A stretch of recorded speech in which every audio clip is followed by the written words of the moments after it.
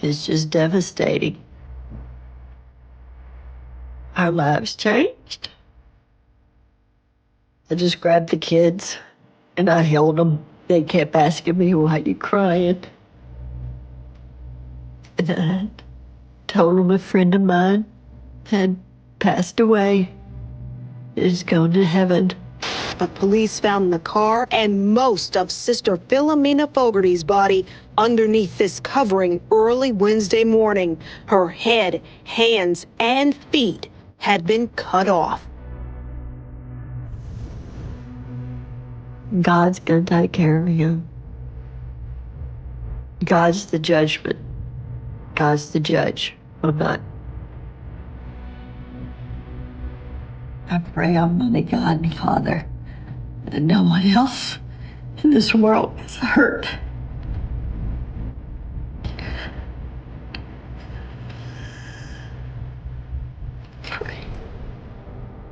Pray for their souls. I just remember this guy with a big smile on his face and, so happy to see you. We were so close. It was, like a brother. The Adrian that I knew, is not there anymore. The Adrian that I knew that's not him.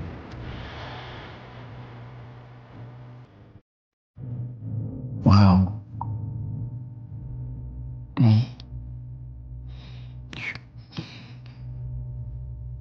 I don't believe Adrian is evil. I think something flipped with him for him to shoot someone 16 times. It was a kind of madness. I think it was a kind of madness that resulted in Henry's death. We found several holes around the skull and several more holes in the chest area. This is considered overkill. It was the worst thing I've ever seen. No matter what you do as far as this job, there's things out there that you're never prepared for. I've been told you take that feeling, that anger, that bitterness, and you put it in a box. I'm not opening the box unless I have to.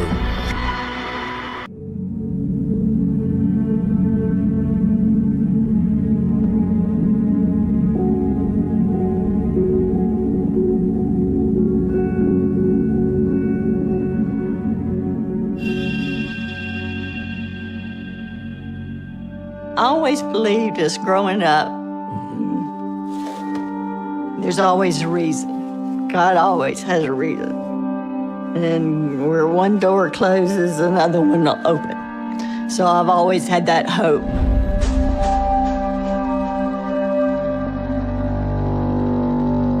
I'm not to question God and his actions.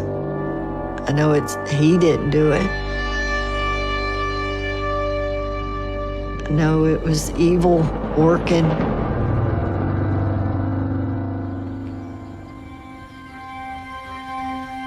The Robinson family lived about 2/10 of a mile from my house. Adrian wrestled with my son in middle school and high school and would come over. The last time I saw Adrian is about a couple of weeks beforehand. The Adrian I saw that day, he was there wanting to be there, wanting, having fun and playing. Watching Adrian out there being a normal boy, would have ever thought that he could have endangered anybody's life.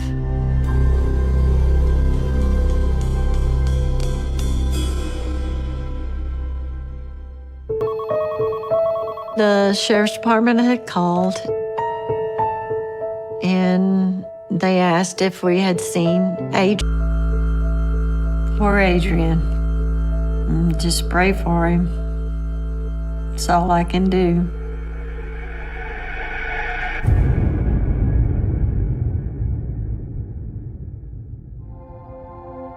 All right, I guess I don't know, put up those emotional blockers and kind of tune everything else out. I think that's kind of how I dealt with it best.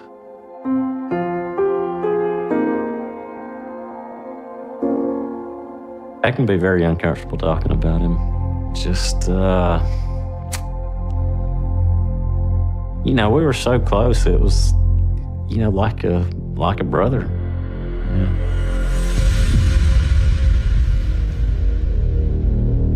So this picture is the Adrian that I knew. You know, all these wrestlers, everybody's looking, you know, kind of serious. You got that, you know, macho man. And then over here you have little lanky Adrian who's winking at the cameraman taking the picture.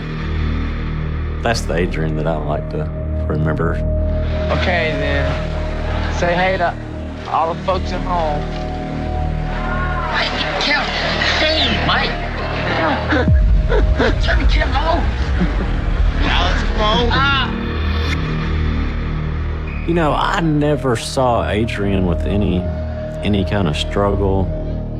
I just remember this guy with a big smile on his face and, you know, so happy to see you. He was struggling a little bit, having some hard times, but didn't seem like it was anything bad enough to lead him to make the decisions that he made.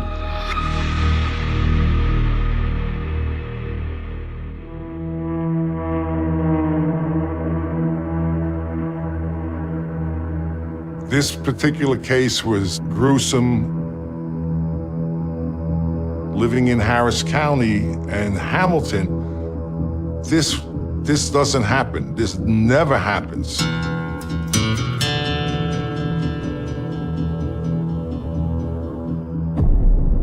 The call came in at around 1:13 that afternoon on Sunday.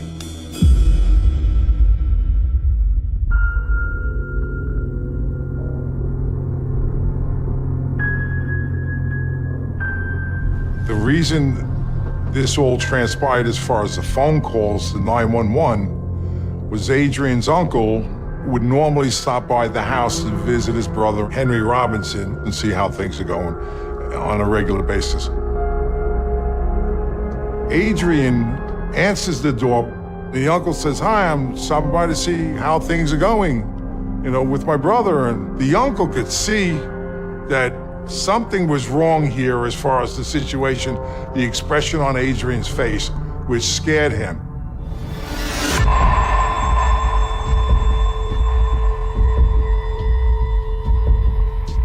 Adrian Robinson had a high-powered hunting rifle and fired shots at the uncle.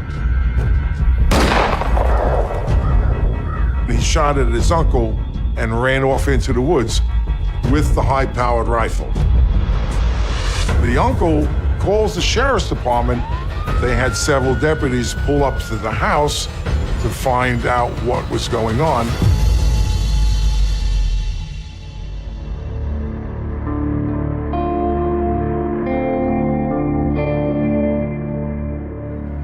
They didn't know at the time what they would find inside the house. So the deputies were definitely very cautious and very nervous. Upon going into the house, off to the left was the area where the initial crime happened. The blood that we saw on the floor was probably larger than, say, a garbage can cover. When someone loses that amount of blood, obviously they're unconscious, their heart is beating, and the blood is being put out of the body onto the ground. This particular situation, there was the blood there, but there was no body. And we needed to locate the body. When you walk down the hallway, in another room was this makeshift tub. That's where we found Mr. Robinson, submerged in a tub in the back of the home, filled with water with him floating in it. The water was bloody, but you can see his knees were sticking out at the time.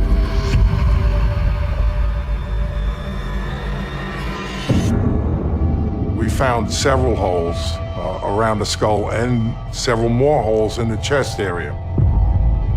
Mr. Robinson was shot 16 times. This is considered overkill, which means there's a lot of anger within an individual to do something like this.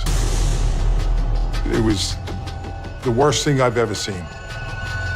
We have a homicide. We've determined that Mr. Robinson was murdered and shot multiple times, and that the suspect, Adrian, was not in the house at the time.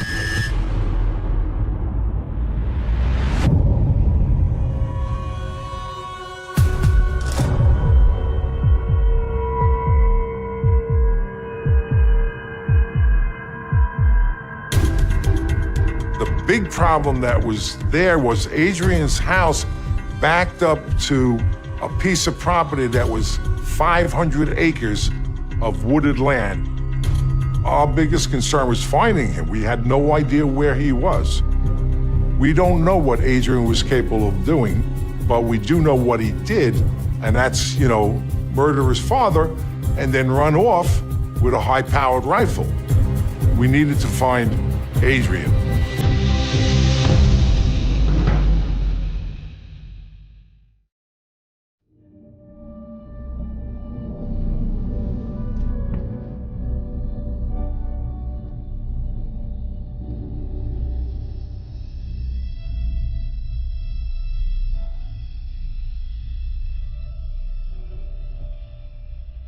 Wow.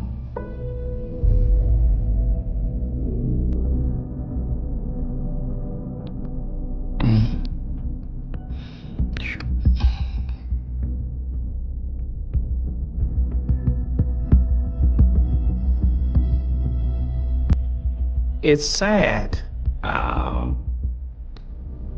And when you look at this picture of Henry, if you didn't know Henry, you would think this was a sad expression. But that's just the way he was. He was, in a sense, unemotional, just easygoing.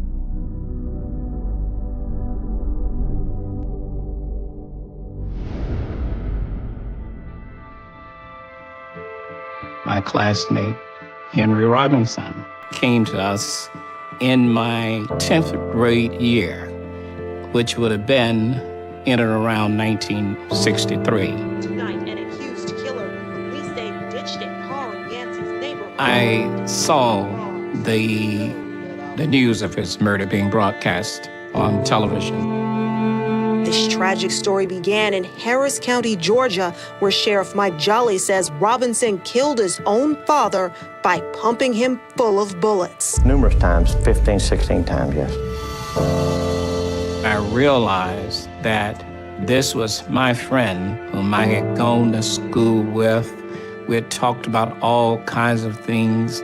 I was quite shocked because I couldn't rationalize or justify it in my mind, knowing the person I'd grown up with.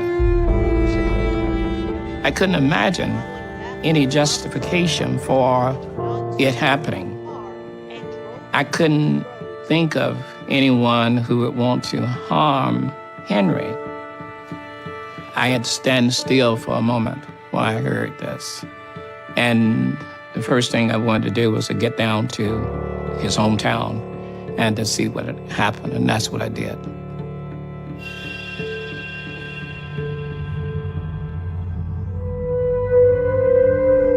No matter what you do as far as this job, there's things out there that you're never prepared for. This particular case is haunting. The only thing that I could think of, this whole event was pure evil.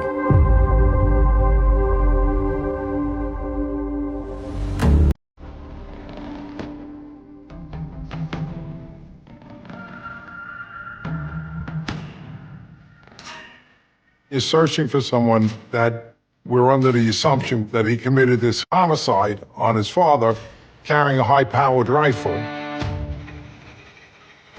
My concern was making sure that the citizens were safe You got a young adult that grew up there all his life with 500 acres of woods behind him.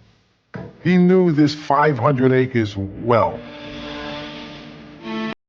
You could be walking through the woods for miles and actually get lost in the woods if you don't know where you're going. So it's one of these things where deputies, when they went through the woods, you have no idea where he is. Is he behind this tree, that tree? The hair would stand up on the back of your neck, and you get that chill down your spine, like, is he going to shoot me? Is this my last minute on earth because he's gonna take me out like he did his father? After 2 days of looking, it was determined that Mr. Robinson wasn't there.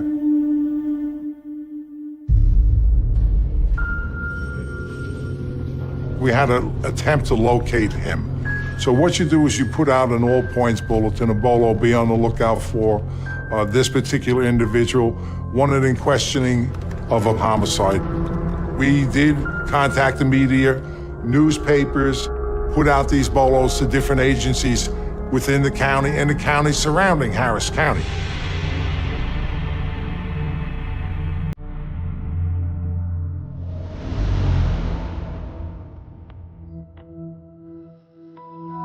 So the first time I got news something had happened, my parents called me that day and kind of let me know what was going on. Because, I mean, he was, like a big brother to me, and we spent that much time together.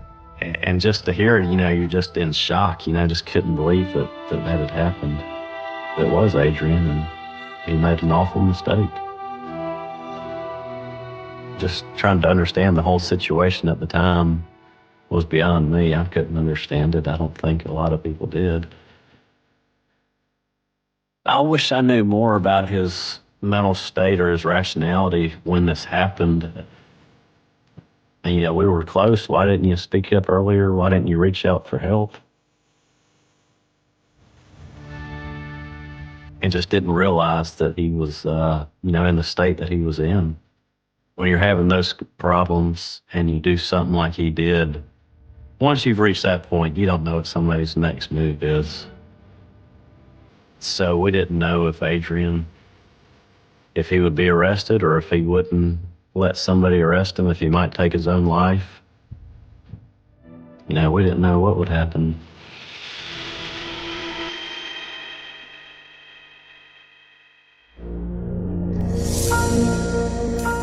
I mean, here it is, you got a young individual, a good-looking, strapping young man, 21, 22 years old, who did well in high school, was also the state wrestling champion for his weight level for the state of Georgia, and appeared to have a good life in front of him. What happened with your father? What brought you to that level of anger that you would shoot him 16 times and dispose of the body? You had such a good life in front of you.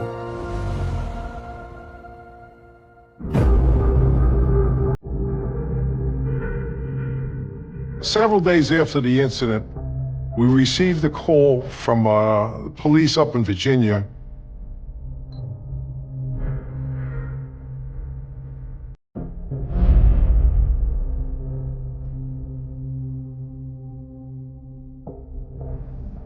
Sister Lucy and Sister Philomena had been kidnapped by Adrian Robinson, taken by knife point. We weren't aware of any nuns, Catholic nuns, missing from Christ the King Catholic Church. We had no idea that they weren't there. It appears that Adrian went through the 500 acres, then went across the street to the church and the building where the nuns stayed. And he's familiar with them. He knows them well. And he knows Sister Philomena because she's dealt with him before, and Sister Lucy. He knows that he committed a crime and everything else. And he wasn't going to run on his own. He needed some type of leverage. He needed a vehicle. He needed some hostages. He needed money. Well, Sister Philomena and Sister Lucy, they had everything. They were the perfect hostages.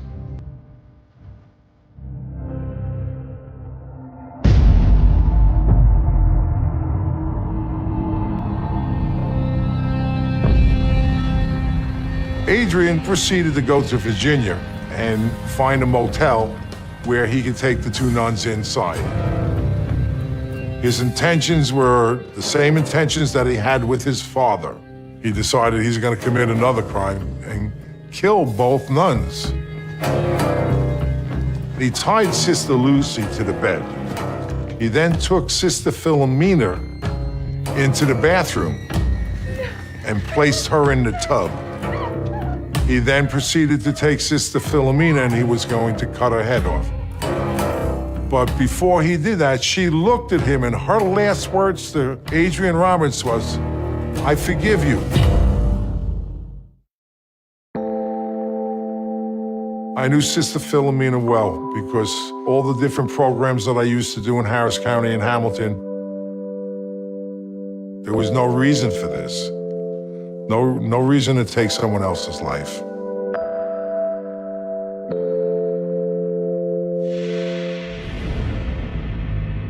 I don't know if you've ever seen the wooden handle carpet cutters that has a sickle curve to it. He took that and ran it across her throat and proceeded to kill her. And then he proceeded to cut her up into pieces and put her in her bag. You see something like this, you don't think it can get any worse, but it did. I've been told you take that feeling, that anger, that bitterment, and you put it in a box, and it stays out of mind, but not out of sight. This box has been pushed in the corner, and it's a memory that will be with me, but I'm not opening the box unless I have to.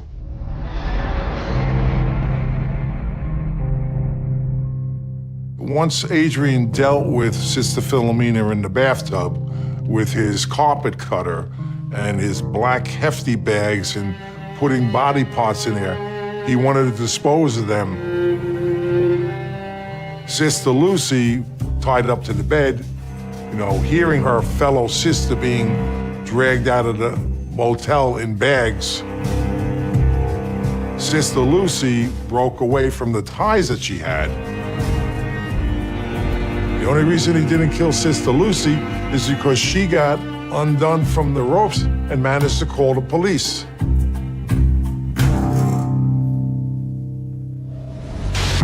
He allegedly killed his own father this past weekend in Georgia, where police say Robinson also kidnapped Fogarty and another nun, Lucy Christofic. Robinson eventually drove the nuns to Hampton Roads. Police found most of Sister Philomena Fogarty's body underneath this covering early Wednesday morning. Her head, hands, and feet had been cut off.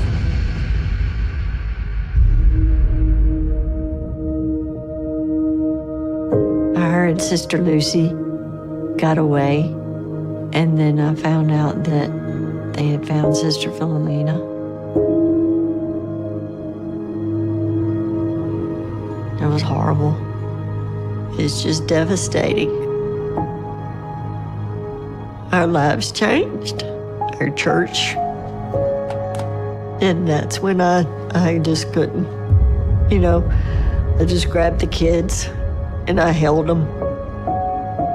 And they kept asking me, "Why are you crying?"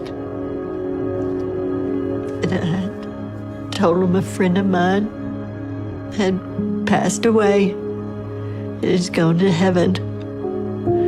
And it makes me very sad because I will miss her.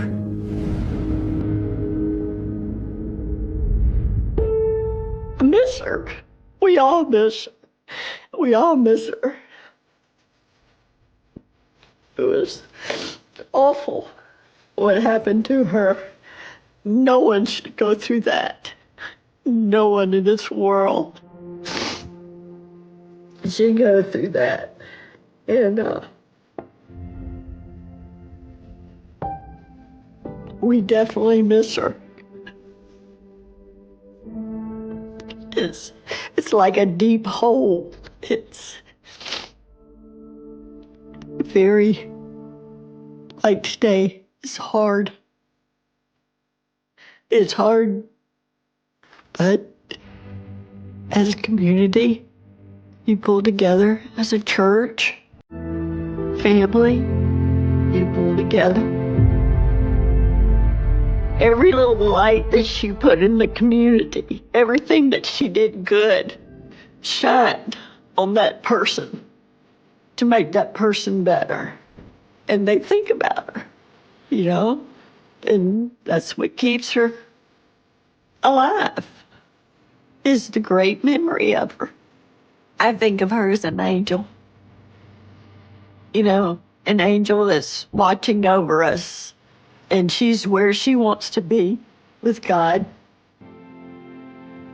And I believe that she's there.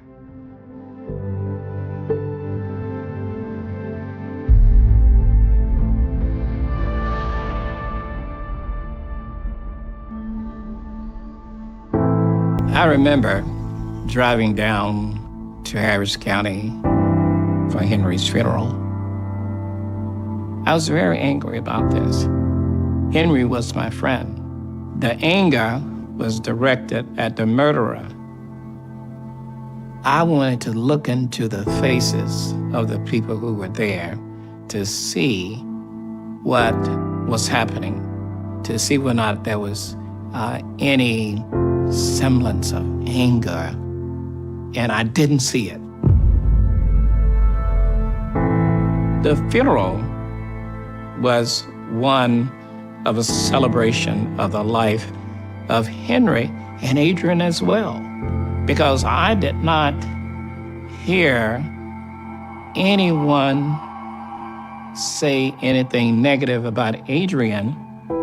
The comments about him was, I was just mad, deranged, whatever. It was about his accomplishments. So that community embraced him. I had to come to my senses in terms of forgiveness to understand that this murderer was also Henry's son. So I had to change my outlook. But forgiveness was not what I experienced in the beginning.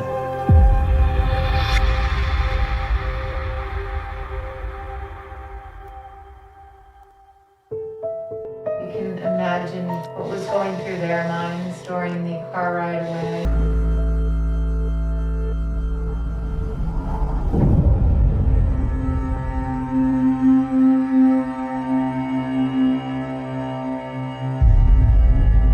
Lucy, because she contacted the police and said, listen, this is a description of my vehicle, my tag number. So now they put out a bolo in that particular area for the vehicle Adrian had stolen and is driving in, and it gets spotted several hours later. The dead end of Stanhope Avenue was filled with police vehicles surrounding the car believed to be driven by Adrian Robinson, the man accused of killing his father and abducting 2 nuns in Georgia. Virginia police arrest Adrian and take him away.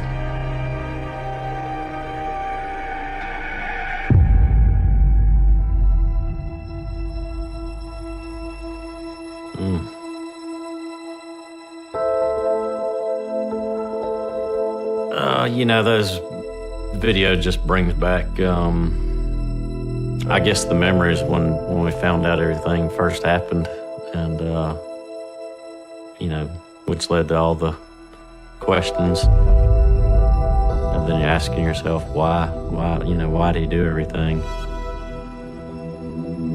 I knew Sister Philomena. It was a very small community. Everybody knew everybody. Some of the facts come out and you realize what's happening, and then we knew he had made this awful choice and awful mistake, and something he'd have to live with for the rest of his life. And unfortunately we couldn't help him at that point.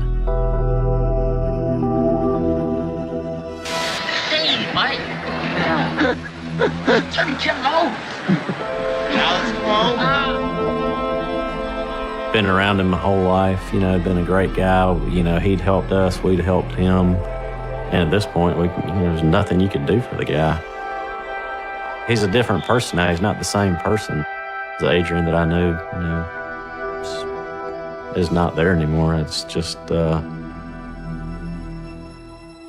Adrian that I knew that's not him.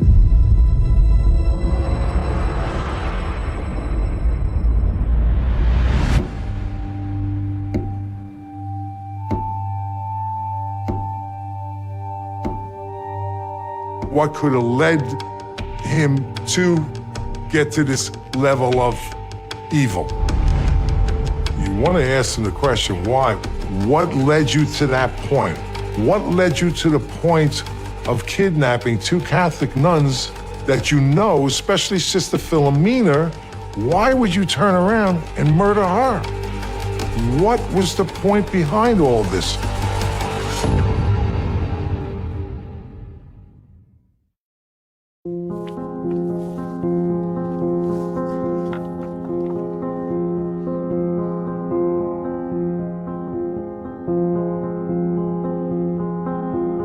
That's a relief picture. A relief that this animal, this monster, is in the backseat of a patrol vehicle in custody. That's what I see here. And he's got his eyes closed like he's resting and probably thinking to himself, that's it, it's all over with, I don't have to run anymore.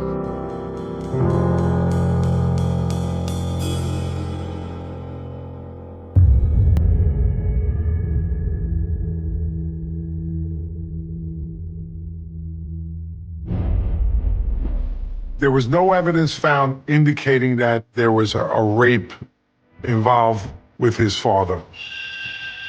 What we learned later on from the investigators in Virginia was Adrian, during an interview, told him that he was fearful that he was being followed by the Polish mafia and by aliens.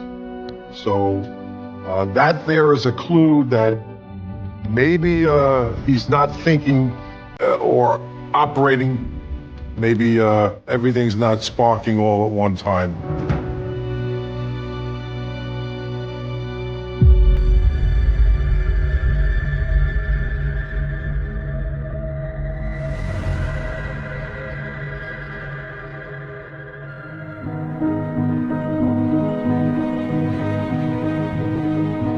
Adrian knew exactly what he was doing in all his actions, as far as, murdering his father, shooting him 16 times, going to the nuns' house, kidnapping the nuns, and leaving the state of Georgia, where he then went up to Virginia and booked a motel where he was going to complete his crime spree, so to speak.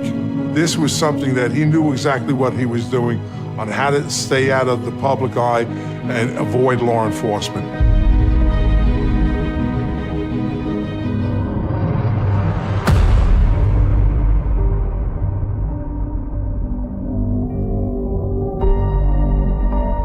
People still have a lot of questions, because Adrian never went to trial and sat on the stand. Questions couldn't be answered. So many things could have been asked him by the prosecuting attorney, why, who, what, where, when, how, and got an insight onto why he did these horrific crimes and the evil that he had inside him.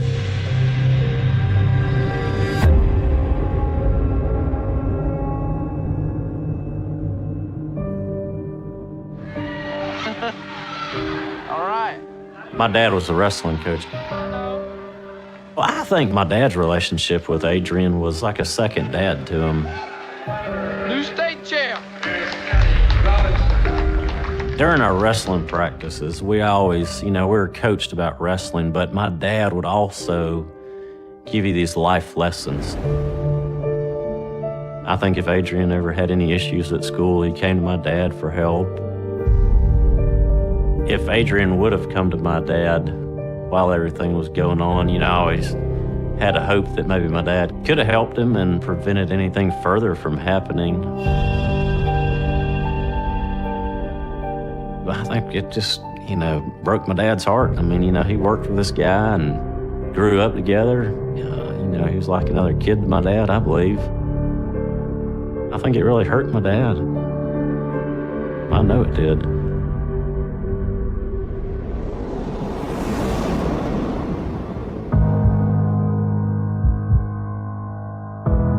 He could have done it so many different ways. He could have left them alone. He could have taken their car and just gone. He could have just, so many scenarios that could have happened that day that Sister Lucy and Sister Philomena wouldn't have gone through all that. I had a hard time with it. I had a hard time until one night I wasn't sleeping well. And then I could hear Sister Philomena. She'd snap her fingers and tell us what we need to do, or direction. She'd get our attention. And I heard that clicking. I saw a beautiful light, beautiful, bright, glowing white light. And she reached out and she touched my face. And she said, "Everything's gonna be all right. Everything's okay." And from that moment on, she was where she wanted to be with God.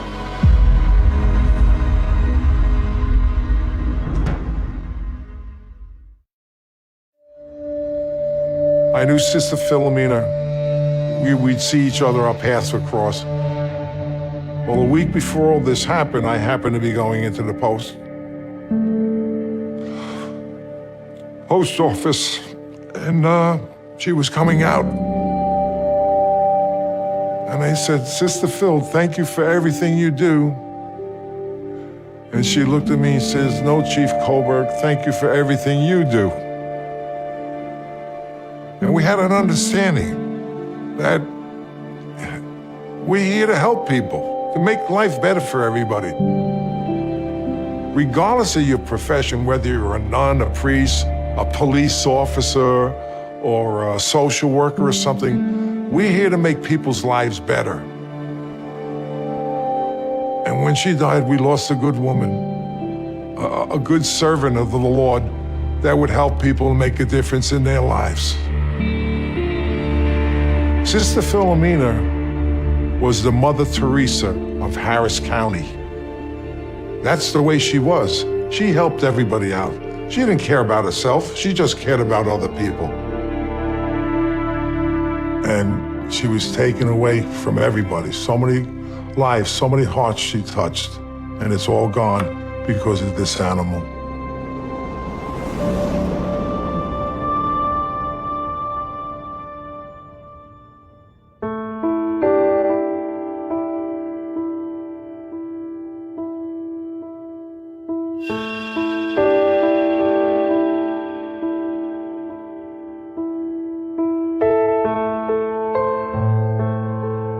The reason he's still alive is the Catholic Church. As long as he cooperated, they didn't want him to see the death penalty. And he did, he cooperated. As far as justice, there's no justice for Sister Philomena. Because of my faith, I'm asked to forgive. I don't understand it sometimes. I don't understand how you can forgive someone like that has taken such a wonderful person from this world. I'll have to answer to that someday, but right now, in my heart, I can't forgive him for what he's done.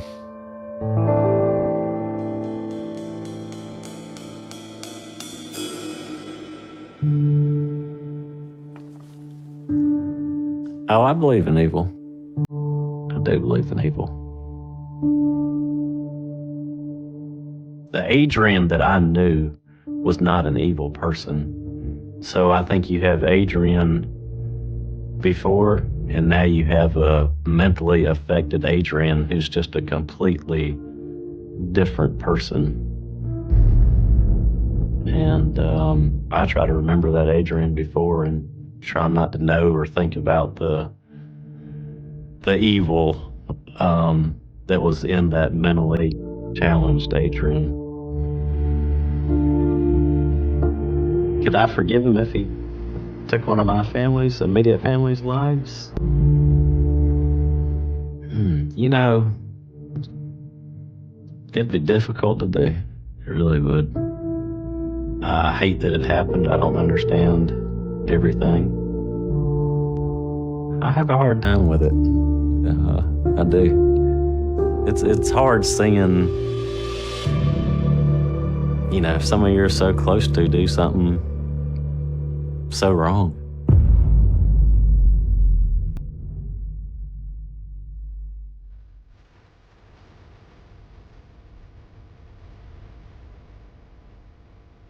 Wow.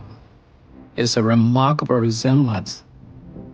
I look at this and you just can't fathom what the circumstances were that led up to this boy taking his father's life. I don't believe Adrian is evil. I think something flipped with him for him to shoot someone 16 times. It was a kind of madness. I think it was a kind of madness that resulted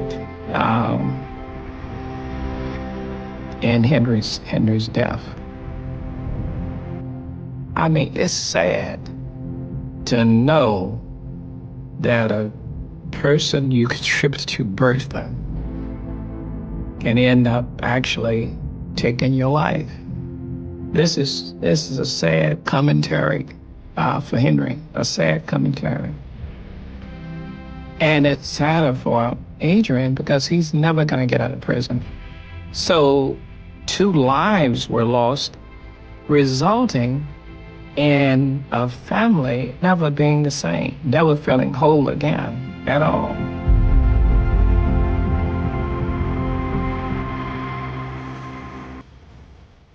California autumn is different. It is heavy, thick with the scent of dry pine and the unspoken secrets that linger in the shadows of the Sierra foothills. It was October 1995, a night that began with the mundane hum of suburban life and ended in a chilling void that would consume a community for 3 decades.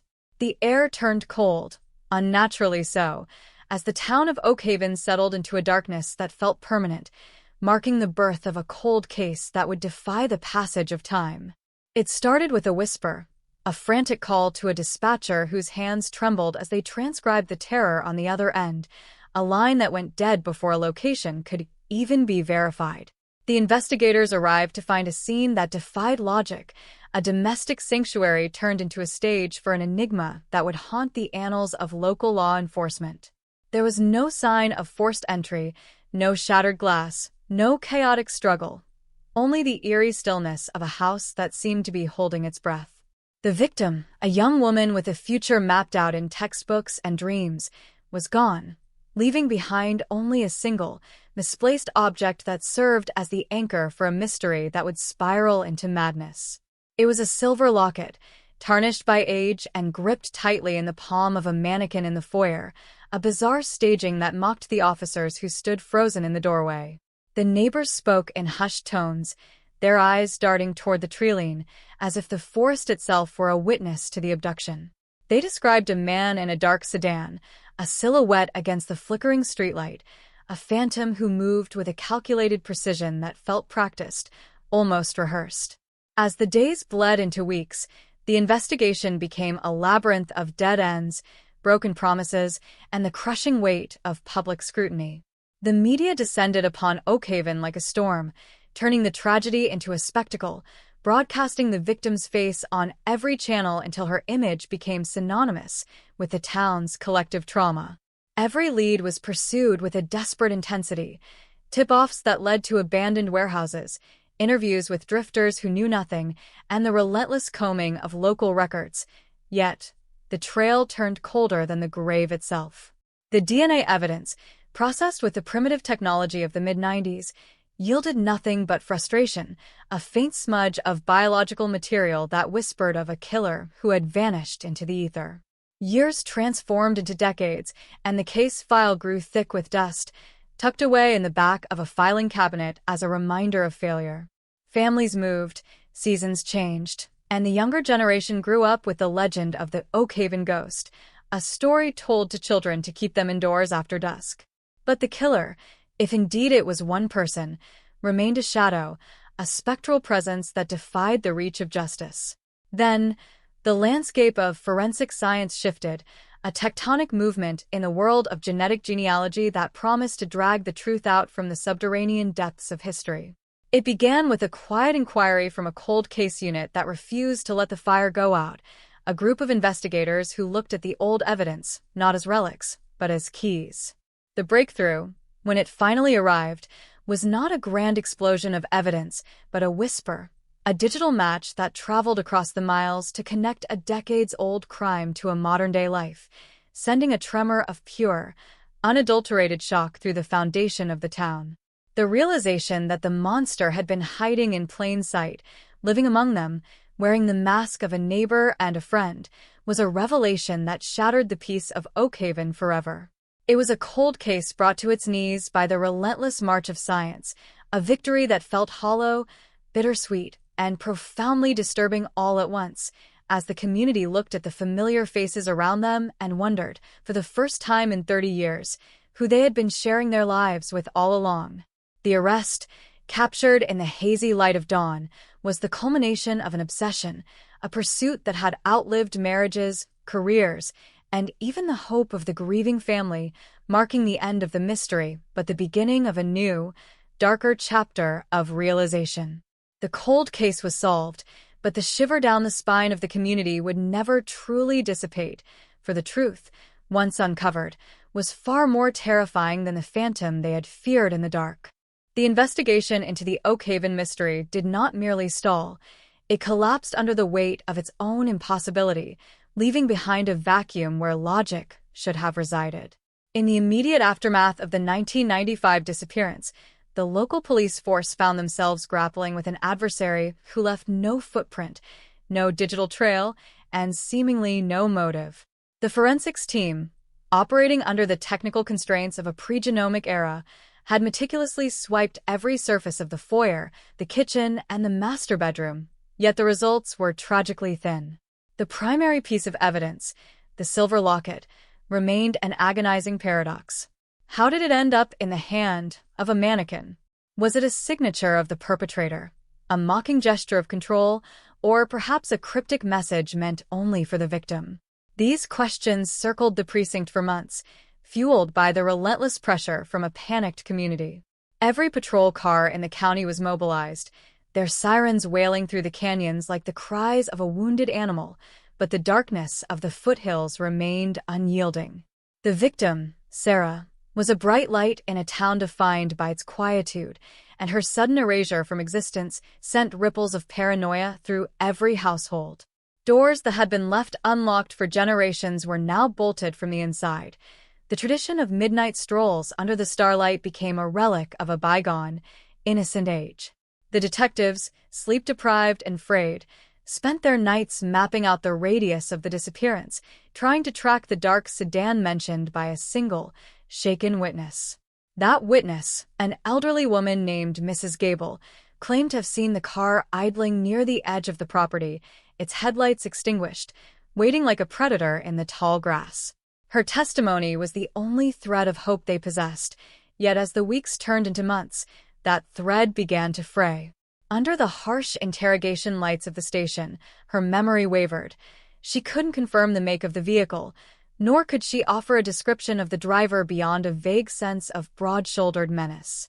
The skepticism of the lead investigators grew, not out of malice, but out of the sheer desperation to find a tangible lead, any lead that could ground their investigation in reality.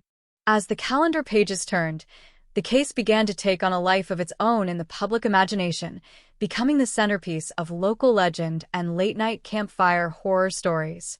The psychological toll on the community was immense, a collective trauma that manifested in strange, fractured ways. Some neighbors began to accuse others, casting suspicious glances at newcomers or those whose social habits didn't align with the town's rigid expectations. The Oak Haven Police Department, once a symbol of stability and order, faced a tidal wave of criticism, labeled as incompetent by a press corps that was looking for a villain to anchor their headlines. The chief of police, a man whose hair turned white in the span of that first year, stood before the cameras at monthly press conferences, his voice cracking as he recited the same hollow phrases. "We are following every lead. The investigation remains our highest priority, and we will find the truth."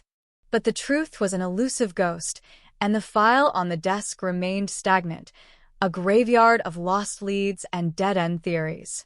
The victim's family, meanwhile, was slowly being hollowed out by the agonizing uncertainty of their situation. Every knock at the door, every ringing telephone, every passing vehicle that slowed down near their driveway was a source of excruciating hope and devastating disappointment. They didn't want closure. Closure was a word invented by people who had never lost a child to an unpunished predator. They wanted their daughter back, and the absence of a body was a daily, gnawing cruelty that prevented the mourning process from ever reaching completion. Throughout the late 90s, the case was revisited periodically, each time with the hope that a new set of eyes might spot what had been missed. Every time a new forensic technique emerged, the Oak Haven detectives would re-examine the locket, the fibers found on the doorknob, and the faint, near-invisible smudge of biological material found on the windowsill. Each time, they were met with the same silence. Technology simply wasn't advanced enough to extract a profile from such degraded evidence. The killer had been perfect, or perhaps simply lucky. This luck created a mythic aura around the perpetrator. They were whispered to be a genius, a phantom, or a supernatural force that could slip through the cracks of human justice. The investigators themselves began to feel a strange, personal connection to the case, as if the victim were calling to them from the void, demanding a resolution that they were fundamentally unable to provide. It was a career-defining failure for many, a ghost that followed them into retirement, the kind of case that kept them awake at 3 a.m., replaying every interview, every piece of physical evidence, and every missed opportunity. The town of Oak Haven, for its part, tried to move forward, but the shadow of 1995 was etched into its architecture. The local park, where Sarah used to play, was rarely visited after dark. The high school held a memorial every year, but the turnout dwindled as the students who remembered her grew up and moved away, replaced by a generation for whom the case was merely a dark story they'd heard from their parents. The mystery remained a festering wound, a cold case that defied the passage of time and the erosion of memory. The investigators had looked into every local, every known criminal within a 100-mile radius, and even some who lived far beyond the borders of California. They had tracked down every potential connection, investigated every strange phone call, and analyzed every piece of circumstantial data they could lay their hands on. Yet, the perpetrator remained a silhouette, an intangible entity that could not be grasped. As the year 2000 arrived, the case seemed destined to remain unsolved, a tragic footnote in the history of a town that had been forever altered. The psychological burden of the unsolved case was a weight that few outside of Oak Haven could understand, a persistent, low-frequency hum of anxiety that permeated the atmosphere, a reminder that evil could walk through your front door, steal your life, and vanish into the night without a trace. It was the ultimate nightmare, a perfect crime that left no room for redemption, no space for justice, and no hope for the families who were left to sift through the wreckage of their own shattered lives. The investigators had reached a point of exhaustion, a wall of silence that seemed impassable, and for a long time, the only thing that remained was the persistent, cold reality that in this world, some things never truly disappear. They just wait, buried under the debris of the past, until the right moment arrives to force their way back into the light. The silence, however, was not permanent, and as the decades ground forward, Hidden forces were working in the dark, waiting for the technology that would eventually strip away the veil of mystery and expose the horror that had been hidden in plain sight, waiting for the day when the ghost of Oakhaven would finally be unmasked. The turn of the millennium brought with it a shift in the forensic landscape, though for the detectives of Oakhaven, it felt as though they were staring into a locked vault without a key. While the world outside embraced the digital age, the case file of 1995 remained anchored to a stagnant era of paper reports, grainy Polaroids, and the heavy, metallic tang of unanswered questions. The investigators, men and women who had aged alongside the mystery, found themselves caught in a cycle of routine and regret. They would pull the boxes from the evidence locker, the cardboard frayed at the edges, and lay out the contents with a ritualistic solemnity. There was the silver locket, now stripped of its luster, the grainy crime scene photos where the flash had obscured more than it revealed, and the stacks of witness statements from neighbors who were no longer the same people they had been decades prior. They were looking for a crack in the monolith, a single microscopic flaw that would allow them to finally breach the wall of the perpetrator's anonymity. By this time, the Oakhaven ghost had become a sociological curiosity. True crime enthusiasts from across the country began to take notice, posting theories on emerging internet forums, dissecting the case with the cold, detached logic of armchair analysts. They argued over the significance of the mannequin, the trajectory of the dark sedan, and the eerie, calculated nature of the abduction. Was it a crime of opportunity, or had the perpetrator been watching, calculating, and waiting for the precise moment to strike? The speculation was a form of noise that amplified the community's trauma. Every time a new theory surfaced online, linking the case to a drifter seen in a neighboring state or a local transient who had long since passed away, the victim's family had to endure a new wave of intrusion. Reporters would show up at their doorstep, cameras hovering like vultures, asking them to relive the nightmare of October 1995 for the sake of an article that would be forgotten in a week. It was a cycle of exploitation that served no purpose other than to keep the wound fresh, preventing the family from ever finding a sense of peace. Yet, deep within the shadows of the Oakhaven Police Department, a small, dedicated unit was beginning to look at the case through a different lens. They weren't just looking for a match in the traditional sense. They were starting to understand the potential of genetic genealogy, a frontier that was still in its infancy but promised to redefine the parameters of investigation. They spent their nights consulting with experts who could map out the distant branches of a family tree from a single fragment of DNA. The problem, of course, was the biological evidence itself. That tiny, nearly invisible smudge found on the windowsill of the victim's home in 1995 was the only bridge they had, and for years, it had been too degraded for any meaningful analysis. But as laboratory techniques refined, as the ability to amplify and read the most damaged genetic code improved, the impossible began to feel like a distant, yet achievable, goal. The investigators began to treat that smudge with a reverence usually reserved for religious relics, keeping it in a controlled, refrigerated environment, waiting for the day when the science would catch up to their intent. The atmosphere in the department began to change. There was a palpable shift in the air, a sense of quiet anticipation that replaced the gloom of previous years. They started to cross-reference the limited markers they had with public databases, cautiously navigating the legal and ethical minefields of using DNA samples that had been uploaded for ancestry research.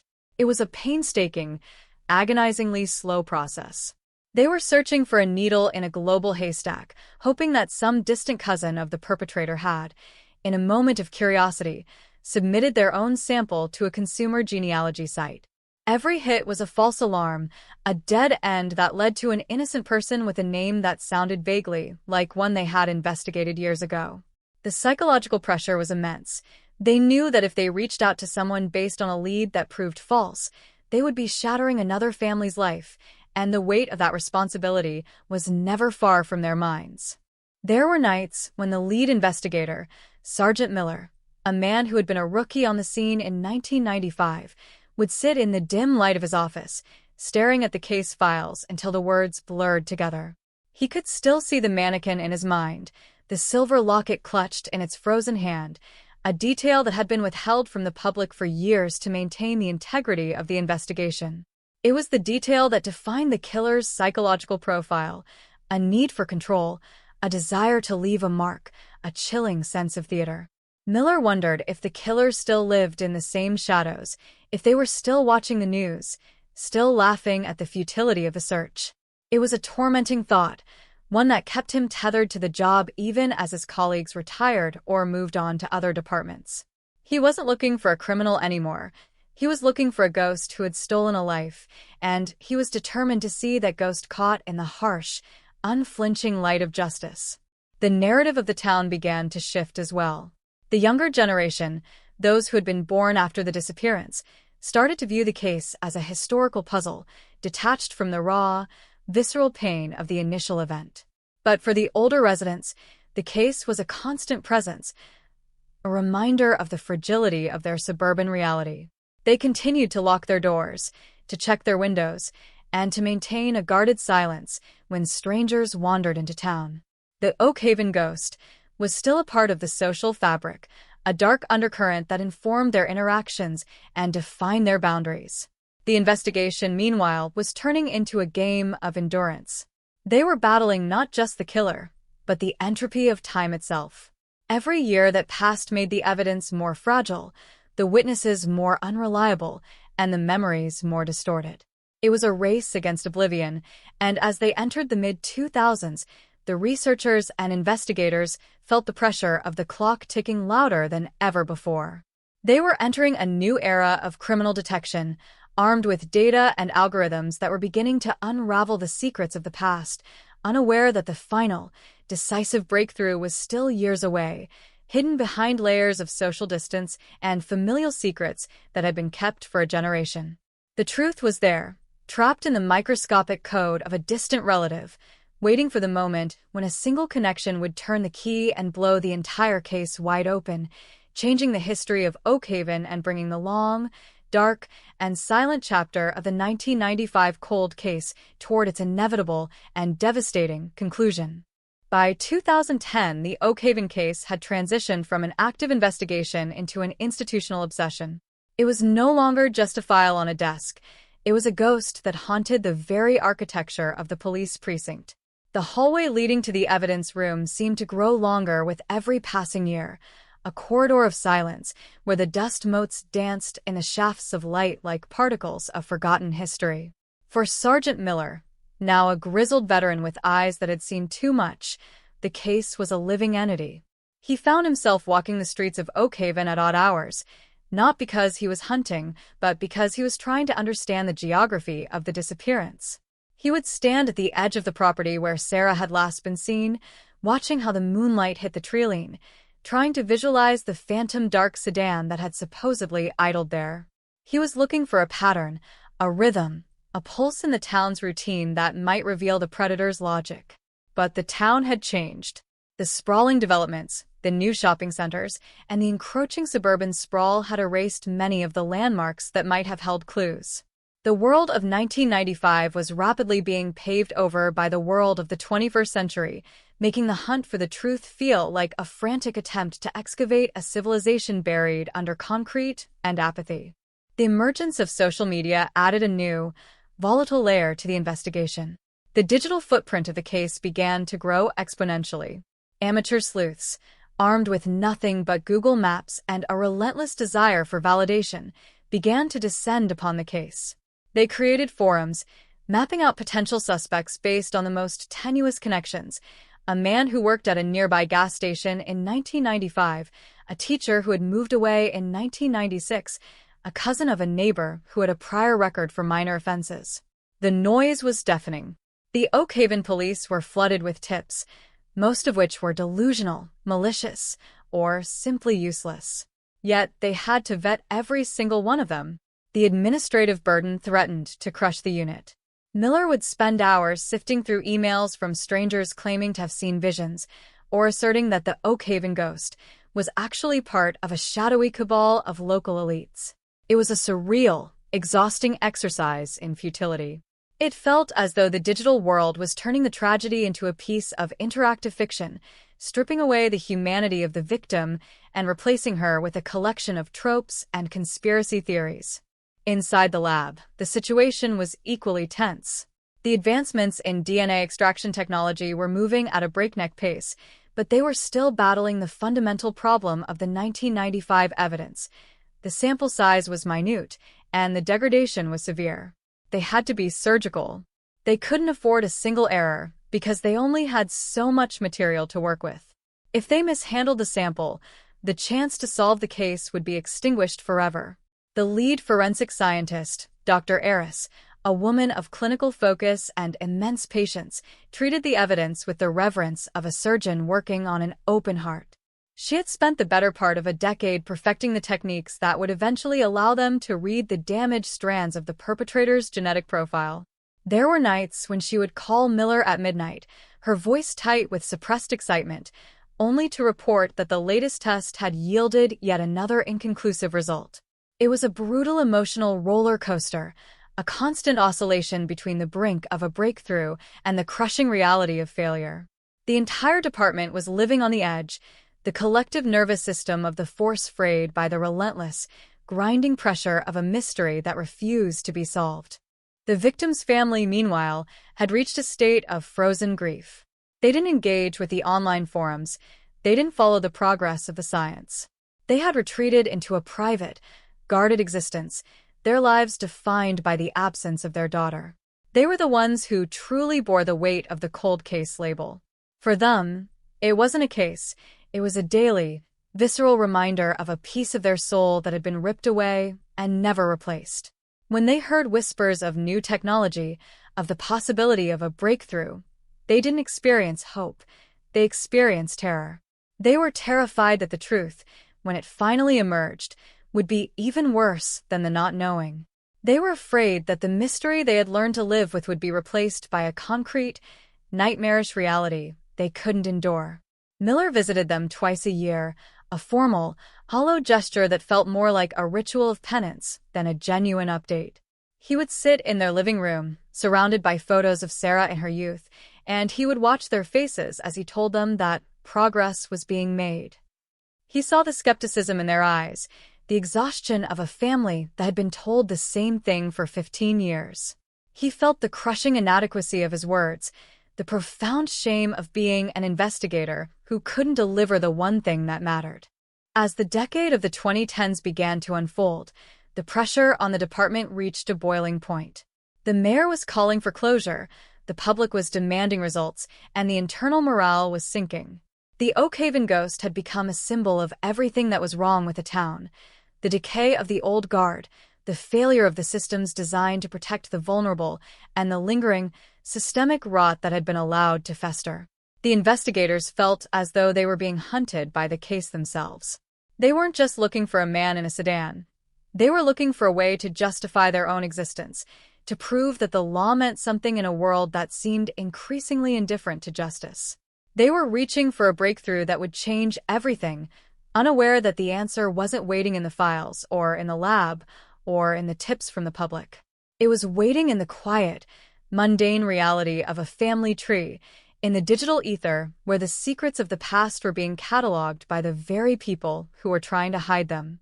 The web was being spun, the pieces were moving toward each other, and the silence of 1995 was finally beginning to vibrate, preparing to shatter under the weight of untruth that had been hiding in plain sight for nearly 20 years. They were on the precipice, standing on the edge of a revelation that would send shockwaves through the community, not because it was complex, but because it was terrifyingly, brutally simple. The hunt was far from over, but the game was beginning to tilt. The Phantom was about to lose their mask, and the shadow that had darkened Oakhaven for 2 decades was about to be dragged, screaming, into the light. The year 2015 marked a watershed moment in the Oakhaven saga, a year where the abstract promise of genetic genealogy transitioned from a fringe scientific curiosity into a devastatingly precise weapon.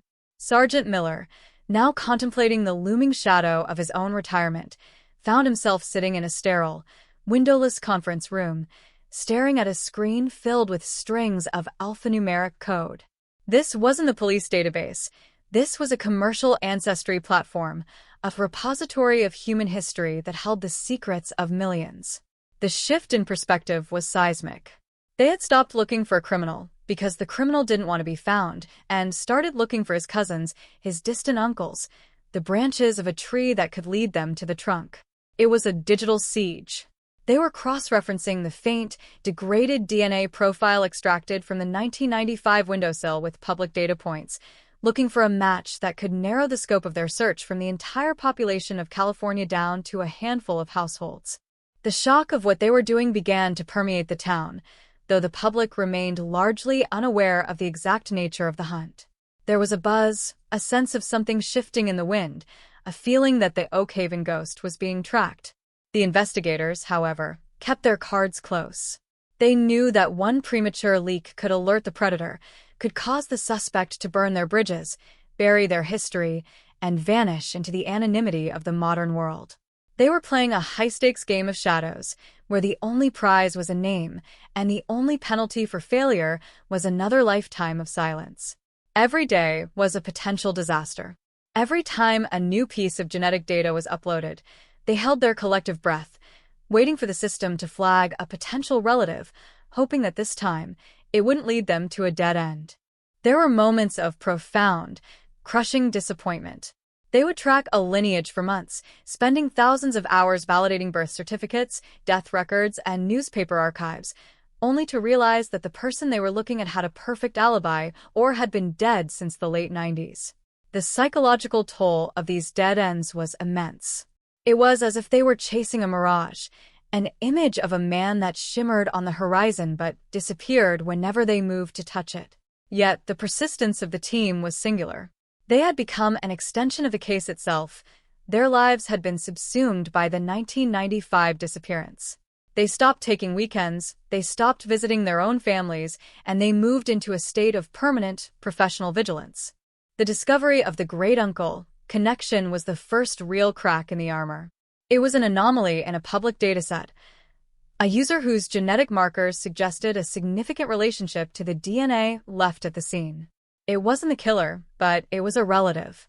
The realization hit Miller like a physical blow. He sat back in his chair, the glow of the screen reflecting in his weary eyes, and felt the weight of 20 years begin to shift. They had a branch. They had a surname. They had a geographic point of origin. The investigation, which had been wandering in the dark for 2 decades, suddenly had a direction.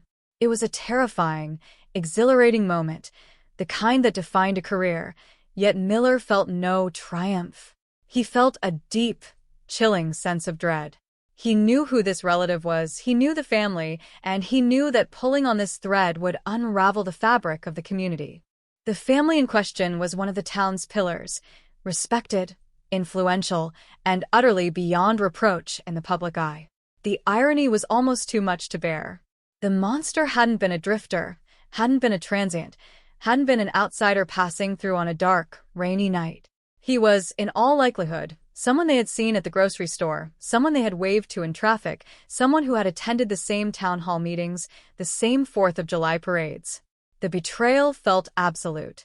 It was a rot that had been allowed to fester, a secret that had been guarded with a level of ruthlessness that was as impressive as it was repulsive. Miller looked at the files, the innocuous photos of a man leading an ordinary, successful life, and saw the mask beginning to dissolve.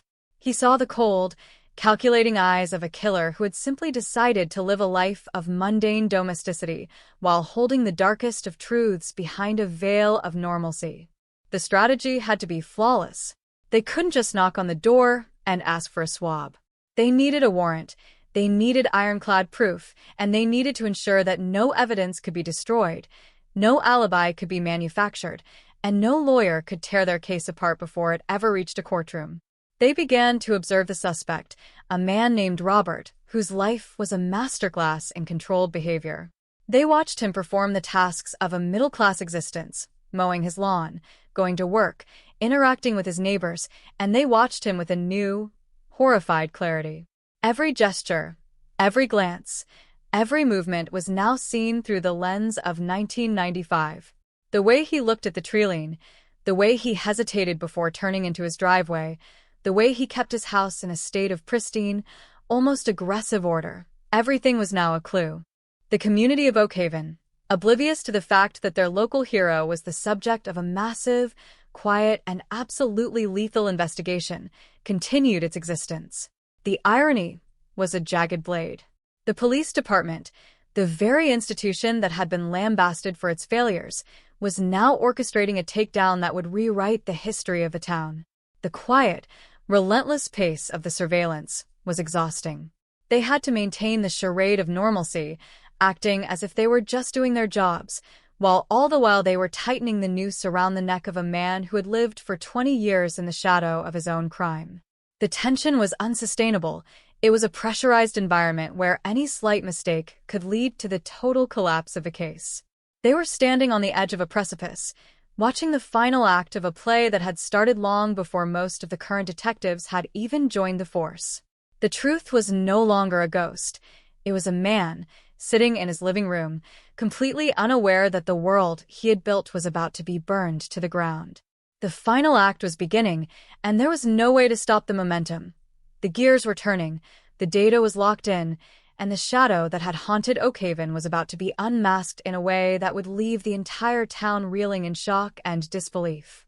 The surveillance phase of the investigation into Robert was a slow, agonizing descent into a psychological labyrinth. For the Oak Haven detectives, watching him became a ritual of torment. They were not merely tracking a target. They were attempting to reconcile the man they saw on the screen, a man who meticulously cleaned his gutters, who engaged in polite, banal small talk at the neighborhood mailbox, who appeared to be a pillar of domestic reliability, with the monster who had snatched Sarah from her home in 1995. This dissonance was a source of constant cognitive strain. Sergeant Miller, who sat in the lead surveillance van for 14 hours a day, felt as though he were watching a meticulously crafted performance. Robert's life was an exercise in extreme, almost neurotic, order. Every action seemed calculated to project innocence, to blend into the scenery until he became invisible. Yet, as the days turned into weeks, the detectives began to notice the fissures in his performance. It wasn't in the big, dramatic actions, but in the small, involuntary tics. Robert had a habit of checking his rearview mirror with a frequency that went beyond cautious driving. He looked at the treeline surrounding his property with a gaze that held not affection, but a cold, predatory recognition. When he walked his dog, he always kept a distance from the main road, navigating the shadows of the oaks as if he were still moving through the cover of night. These were not the behaviors of a man who had left his past behind. They were the habits of a man who had kept his past as a living, breathing component of his present. The team began to document everything. Every movement was logged, every interaction recorded, every trash bag collected for analysis. They were operating with a level of precision that made the 1995 investigation look like a child's game. They were no longer hoping for a break. They were building a cage, a structural cage of evidence that would eventually trap him in his own normalcy. The forensic team, meanwhile, was working in tandem, testing the biological samples they retrieved from Robert's discarded trash against the profile they had finally isolated from the 1995 windowsill. It was a process of nerve-shattering anticipation. They would spend hours in the lab, the silence broken only by the hum of the cooling fans and the frantic tapping of keyboards. Every time they ran a sequence, the air in the room felt as if it were vibrating, a pressure cooker of professional and personal stakes. They were on the verge of the definitive answer that had eluded a generation of officers. The weight of it, the sheer gravity of knowing they were about to destroy a man's life, and in doing so, potentially provide the final closure for a family that had been hollowed out by decades of waiting, was a constant, suffocating companion. One evening, while watching a grainy live feed of Robert sitting in his living room, Miller noticed something that stopped his breath. Robert had pulled a small, wooden box from a concealed compartment in his bookshelf. He opened it, his fingers tracing something inside with a slow, deliberate tenderness that was chilling to witness. It was the locket, the silver locket from 1995. Even through the distorted, low-resolution video, the realization hit Miller like a physical force. It wasn't a crime of opportunity, not just a random act of violence. It was a trophy, Robert had kept it. He had kept it for 21 years, a talisman of his triumph, a secret heartbeat buried in the depths of his own home. The horror of it was not just that he had killed Sarah, it was that he had lived with the evidence of his crime, touching it, perhaps even feeding his own darkness with it, while the town mourned and the police searched in vain. The Oak Haven ghost wasn't a phantom. He was a collector, a man who derived a secret, perverse sustenance from his own history of cruelty. The realization sent a ripple through the entire task force. The mood shifted instantly from one of cautious observation to one of predatory readiness. They had their smoking gun. They had the connection between the man and the memory. The warrant was drafted with a speed and intensity that belied the years of lethargy that had preceded this moment. They weren't just going to arrest him. They were going to dismantle his world. The tactical team began the final briefing, their faces masks of grim determination. They knew that when they moved, the town would be changed forever. The illusion of the safe, quiet, predictable Oak Haven was about to be shattered, and the public would be forced to grapple with the fact that evil had not been stalking them from the outside. It had been sitting in the driver's seat, participating in the PDA, and smiling at them over the fence. As the night of the planned raid approached, the tension in the department became almost tangible. The air felt thin, sharp, and electric. Miller sat at his desk, staring at the photograph of Sarah that had been the cornerstone of the investigation for so long.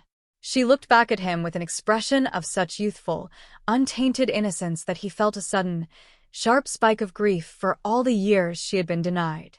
He realized that for all the technology, for all the genealogy, and for all the high-tech surveillance, the heart of this case was not a database.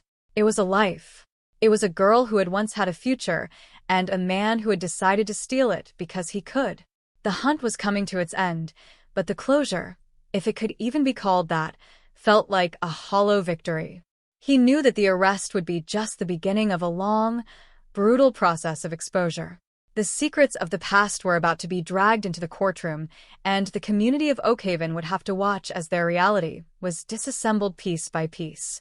The logistics of the raid were handled with military precision.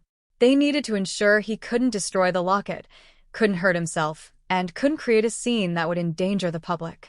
They planned to strike at dawn, when his routine was at its most predictable, catching him before he could put on the mask of the neighbor and friend.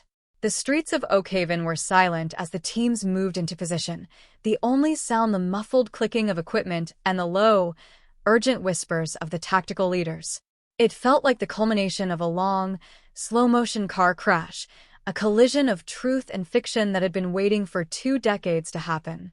Miller checked his watch. The time was nearing. He looked at the house one last time, a dark, quiet structure that seemed to be holding its breath. He thought about the locket inside, the small piece of silver that had traveled through time to act as a witness to the darkness. He thought about Sarah, and then he gave the order to move.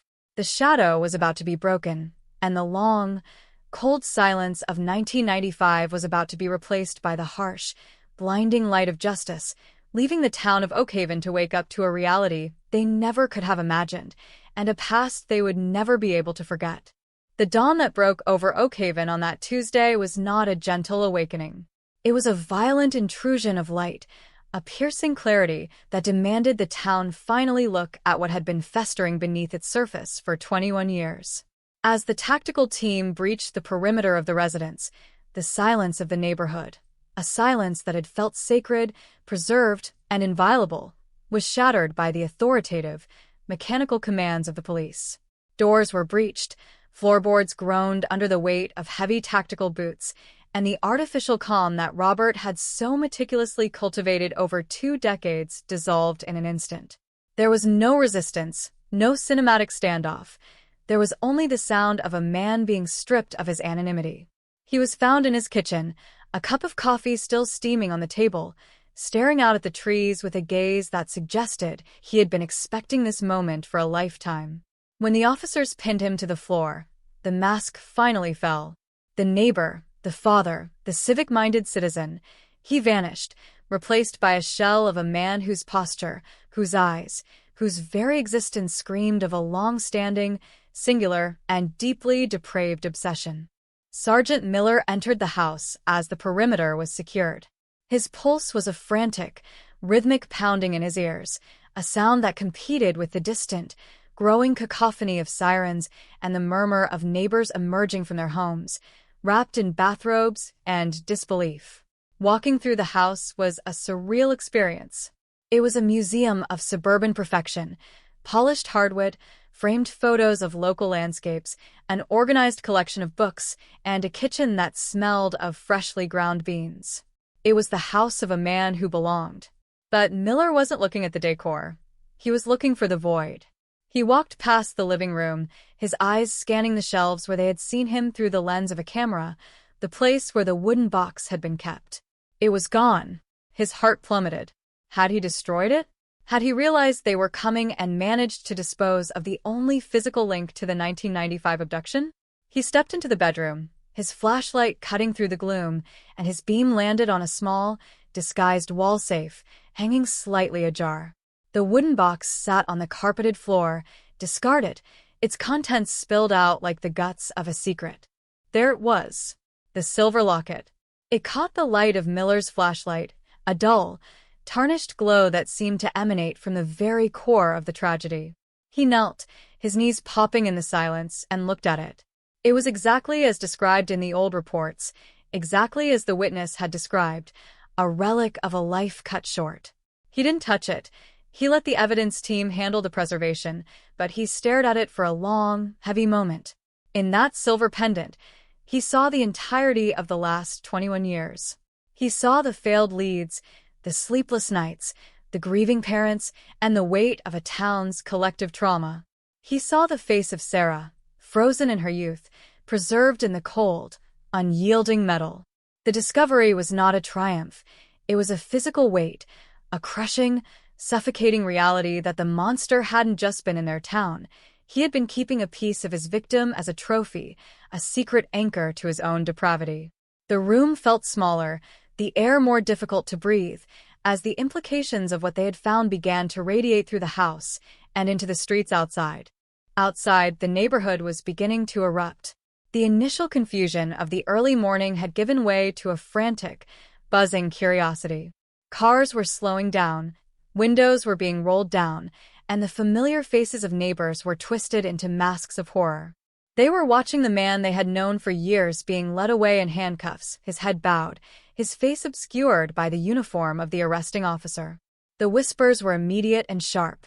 "That's Robert. He's lived here for years. He helped me fix my roof. He was at the school board meeting last week." The shock was not just that he was guilty, it was that he was him. The cognitive dissonance was a physical presence in the air, a thick, stifling fog that descended upon the block. The residents of Oakhaven were learning the most terrifying lesson of all, that the face of evil is not a gargoyle, but a neighbor. It is the man who smiles, who waves, who belongs to the same community, and who, in the privacy of his own sanctuary, harbors a darkness so absolute it defies human comprehension. The police precinct became the epicenter of a storm that would not subside for weeks. The media arrived within hours, their satellite trucks forming a ring of steel around the building, their cameras looking for a narrative to explain the inexplicable. The press conference, held in the afternoon, was a sterile, controlled affair, but it couldn't contain the raw, exposed nerves of the community. When the chief of police officially announced that the 1995 cold case had been solved, that the suspect was in custody, and that the evidence linked him directly to the disappearance, the silence in the room was absolute. It was a silence of profound, collective disbelief. The reporters, usually eager to jump in with questions, were frozen. They were looking at a file that had been considered an impossible, unsolvable mystery for 2 decades, and now it was a closed chapter. But it wasn't just a matter of justice, it was a matter of identity. The identity of Oakhaven, the identity of the neighbors, and the identity of the justice system itself. All of it was being reevaluated in real time. Miller, meanwhile, was sequestered in his office, his mind reeling. The thrill of the capture had dissipated, leaving behind a cold, hollow space. He was thinking about the parents. They had been notified, and they were on their way. He was going to have to look them in the eye and tell them that the man who had stolen their daughter had been living in their town, possibly walking past them in the park, for 21 years. He felt a profound sense of failure, not in the investigation, but in the protection of the innocent. They had been so focused on the technology, on the genetic genealogy, on the search for a ghost, that they had overlooked the man in the light. They had been hunting for a silhouette in the woods, not realizing that the predator was sitting in the parlor, drinking coffee and watching the world go by. It was a humbling, devastating realization, and it left him feeling raw and exposed. He knew that the trial would be long, that the details would be harrowing, and that the community would be forced to tear itself apart to understand how this had happened. The town of Oakhaven was not going to be the same. The innocents had been cauterized, burned away by the reality of the reveal. As the sun began to set on that historic, horrifying day, the streets remained hushed, the inhabitants locked behind their doors, staring at their walls, wondering who else they didn't know. The shadow had been removed, but it had left a deep, indelible stain on the fabric of the community. The case was solved, the cold case was closed, but the nightmare was only just beginning to manifest, as the town would have to spend the coming months and years uncovering the layers of secret, everyday horror that Robert had nurtured right under their noses. The mystery of the Oakhaven ghost was replaced by the reality of the man, and the realization that the most dangerous ghosts are the ones that learn how to walk among us, invisible and untouchable, until the very moment they decide to stop being human. The long, silent saga was over, but the echo of it, the cold, reverberating echo of a secret kept for 21 years, would never, ever truly fade. The trial of Robert, which commenced months after the Dawn raid, was not merely a judicial proceeding, it was an autopsy of the community of Oakhaven. The courtroom, a cramped and climate-controlled space, became the stage for a forensic examination of a double life that had successfully spanned over 2 decades. For the detectives, the trial was the final, grueling leg of a marathon that had begun in 1995. They sat in the front rows, their expressions tight and disciplined, watching as the evidence they had spent thousands of hours gathering was presented in the cold, clinical language of the law. Each piece of testimony, from the forensic analysis of the DNA found on the windowsill to the chilling, detailed history of the silver locket, served to peel back a layer of the defendant's meticulously crafted facade. Robert sat at the defense table, a figure of unremarkable stillness. He wore a suit that was too expensive for his station, his hair groomed with a precision that bordered on the obsessive. He did not look at the gallery. He did not look at the prosecutors. He maintained an air of detachment that was, to those who had followed the case, the most horrifying element of all. It was the same detachment he had exhibited while gardening, while working, while interacting with the community, the same detachment that had allowed him to exist in the same town as his victim's parents for 21 years. The prosecution's narrative was a relentless, grinding account of calculation. They didn't paint him as a victim of a momentary lapse in judgment. They painted him as a predator of profound patience. The witness stand became a conduit for the collective pain of Oakhaven.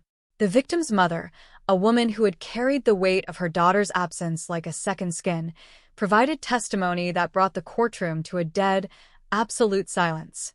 Her voice was not loud, but it possessed a brittle, crystalline quality that cut through the sterility of the proceedings. She spoke not of the monster, but of the girl, the vibrant, intelligent, hopeful girl who had existed before the night the locket was left behind. She spoke of the decades of what if, the holidays spent in shadow, the empty chairs, and the crushing, repetitive cycle of hope and despair. As she spoke, Robert's only movement was a slight, nearly imperceptible tightening of his jaw. It was the only crack in his armor, the only indication that the humanity he had suppressed was straining against the bars of his own creation. The defense, meanwhile, attempted to cast the investigation as a digital overreach. They argued that the genetic genealogy techniques were speculative, that the surveillance had been an invasive violation of privacy, and that the evidence was circumstantial at best. It was a desperate, tactical attempt to distract from the central, immutable truth.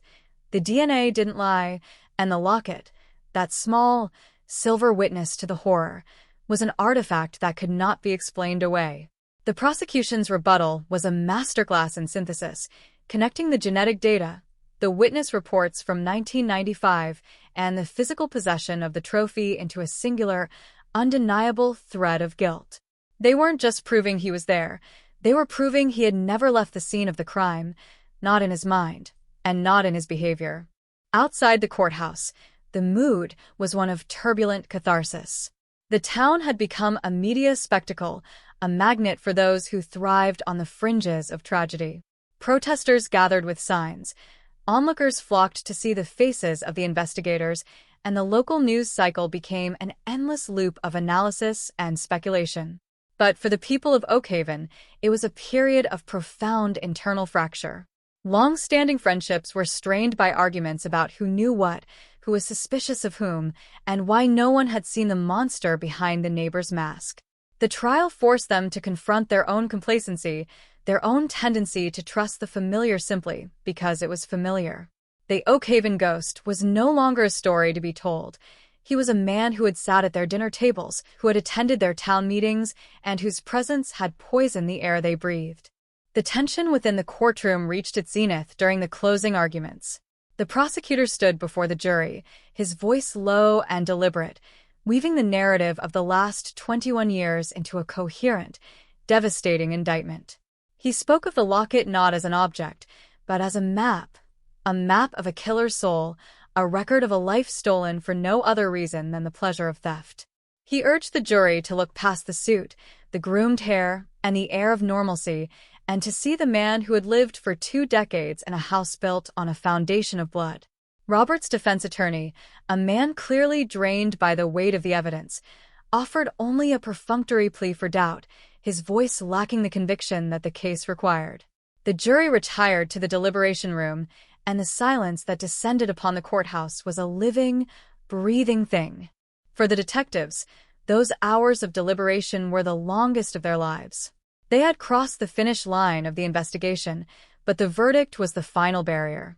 They spent the time in a small, windowless waiting room, the air thick with the history of the case. Sergeant Miller sat in the corner, staring at his hands, thinking about the 1995 night, the mannequin in the foyer, and the way the locket had looked in the beam of his flashlight. He realized that the trial wasn't about sentencing a man, it was about the closure of an era. The case had defined his life, his career, and his understanding of the world. Whatever the verdict, the man who walked into that courtroom would never be the same again. They had been changed by the darkness they had waded through, and they would carry the residue of that darkness for the rest of their days. When the jury returned, the atmosphere in the room felt ionized, charged with a static intensity that made it difficult to breathe. The foreman stood, his face unreadable, and delivered the verdict that had been 21 years in the making. Guilty. The word hung in the air, a single, sharp syllable that brought the entire structure of Robert's facade crashing down. There was no outburst, no sudden movement from the defendant. He simply closed his eyes, a gesture of finality that was more chilling than any scream. The gallery erupted in a mixture of gasps, sobs, and the sudden, frantic rush of photographers clicking their shutters. The victims' parents leaned into each other, a silent, collapsing embrace that spoke of decades of grief finally finding a place to rest. The trial was over, the mystery was solved, and the Oakhaven ghost had been definitively, unequivocally unmasked as a man of bone, blood, and profound, hidden malice. The town of Oakhaven had its answer, but as the proceedings concluded and the doors of the courtroom swung open, they were left to walk back out into the world with the crushing knowledge that the most dangerous monsters are the ones we invite into our homes, the ones we trust with our silence, and the ones who hide in the shadow of our own, comfortable, everyday lives. The chapter was closed, but the shadow, the memory of the man behind the mask, would haunt the landscape of Oakhaven for generations to come, a silent, lingering reminder of the cost of looking away. The sentencing phase following the guilty verdict was a profound, somber exercise in the finality of justice. For the community of Oakhaven, the process felt less like the closing of a case and more like the end of a long, feverish nightmare. The courtroom, once a theater of intense scrutiny and dramatic revelation, now possessed the stillness of a cathedral. Robert, stripped of his curated persona, sat shackled at the defense table, his eyes fixed on a point in the middle distance that no one else could see. The defense team, having exhausted their arguments, sat with a resigned, professional detachment, their work finished. The prosecutor, however, stood with a palpable sense of duty, preparing to deliver the final weight of the law upon a man who had managed to evade it for over 2 decades. The victim's impact statement was the centerpiece of the hearing. As the mother approached the microphone, the courtroom grew deathly quiet. Her words were not filled with rage. They were filled with the hollow, resonant echo of a life spent in the pursuit of a truth that had finally arrived too late. She spoke of the empty rooms, the holidays that felt like funeral processions, and the persistent, low-frequency ache of a parent who had been denied the right to watch their child grow. She did not look at Robert.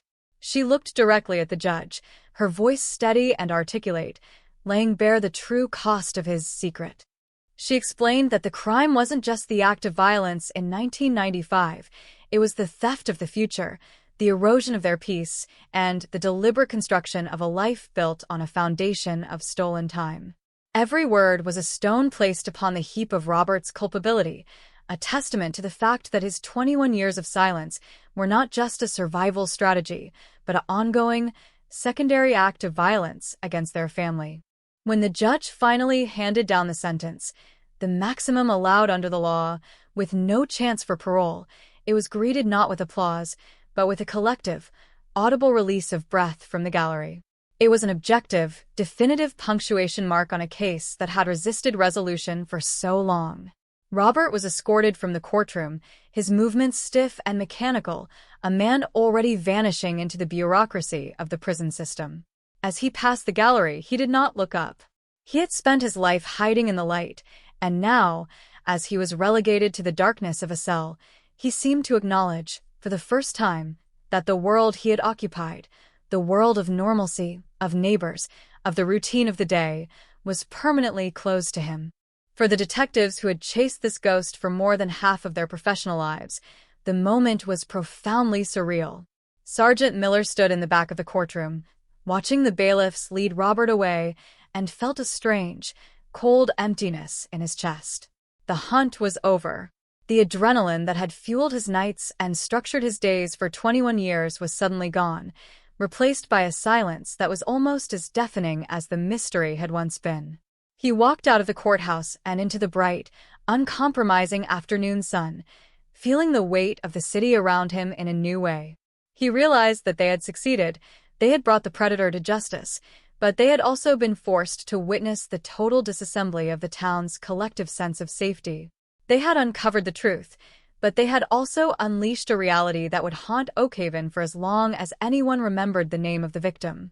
The media's departure from Oakhaven was swift, moving on to the next tragedy, leaving the residents to sift through the wreckage of their own shattered assumptions. The town began the slow, agonizing process of reclamation. Residents started to talk to one another, not about the case, but about the future, about how to rebuild the trust that had been so easily exploited. It was a fragile, hesitant process. The local park, once avoided by the wary, began to see activity again. The schools resumed their normal schedules. The neighborhood watch programs were reorganized with a newfound, pragmatic skepticism. But the underlying texture of the town had shifted. The innocence of the pre-1995 era was gone, replaced by a pragmatic awareness of the darkness that could reside within the architecture of a perfectly normal life. They were a community that had been tested by a monster who lived among them, and they were, for the first time, grappling with the true complexity of their own existence. Miller, in the months that followed, found himself returning to the scene of the disappearance. He didn't know why. Perhaps it was to ensure that the silence was finally allowed to be just silence, rather than a hidden, waiting secret. He stood where he had stood so many times before, watching the way the light hit the trees, and felt a sense of closure that he hadn't expected. The ghost was gone. The man was in prison. The locket was in an evidence box, a relic of a past that no longer had the power to terrorize the living. He realized that the case had been a form of education. It had taught him about the persistence of evil, but it had also taught him about the persistence of memory and the power of the truth to eventually find its way into the light, no matter how deeply it was buried under the layers of time and deception. The legacy of the Oakhaven case was not in the crime, but in the evolution of the investigation itself. It became a case study for future investigators, a landmark in the application of genetic genealogy to the cold cases of the past. It demonstrated that time is not a sanctuary for the guilty and that the microscopic markers of our inheritance can eventually be used to strip away the most carefully constructed masks. It was a victory for science, for patients, and for the families who had refused to let their loved ones become nothing more than a statistic in a dusty filing cabinet. The story of Sarah, the silver locket, and the man who lived in the shadow of his own cruelty would become a legend, but one that was now grounded in the harsh, unflinching reality of a resolved history. As the months stretched into a year, Oakhaven began to find a new equilibrium. The shock of the arrest, the spectacle of the trial, and the finality of the sentencing faded into the background, leaving behind a community that was tougher, more guarded, and perhaps more aware of its own limitations. The Oakhaven ghost had been an extraordinary, singular anomaly, a monster who had utilized the tools of a modern society to shield his own primitive darkness.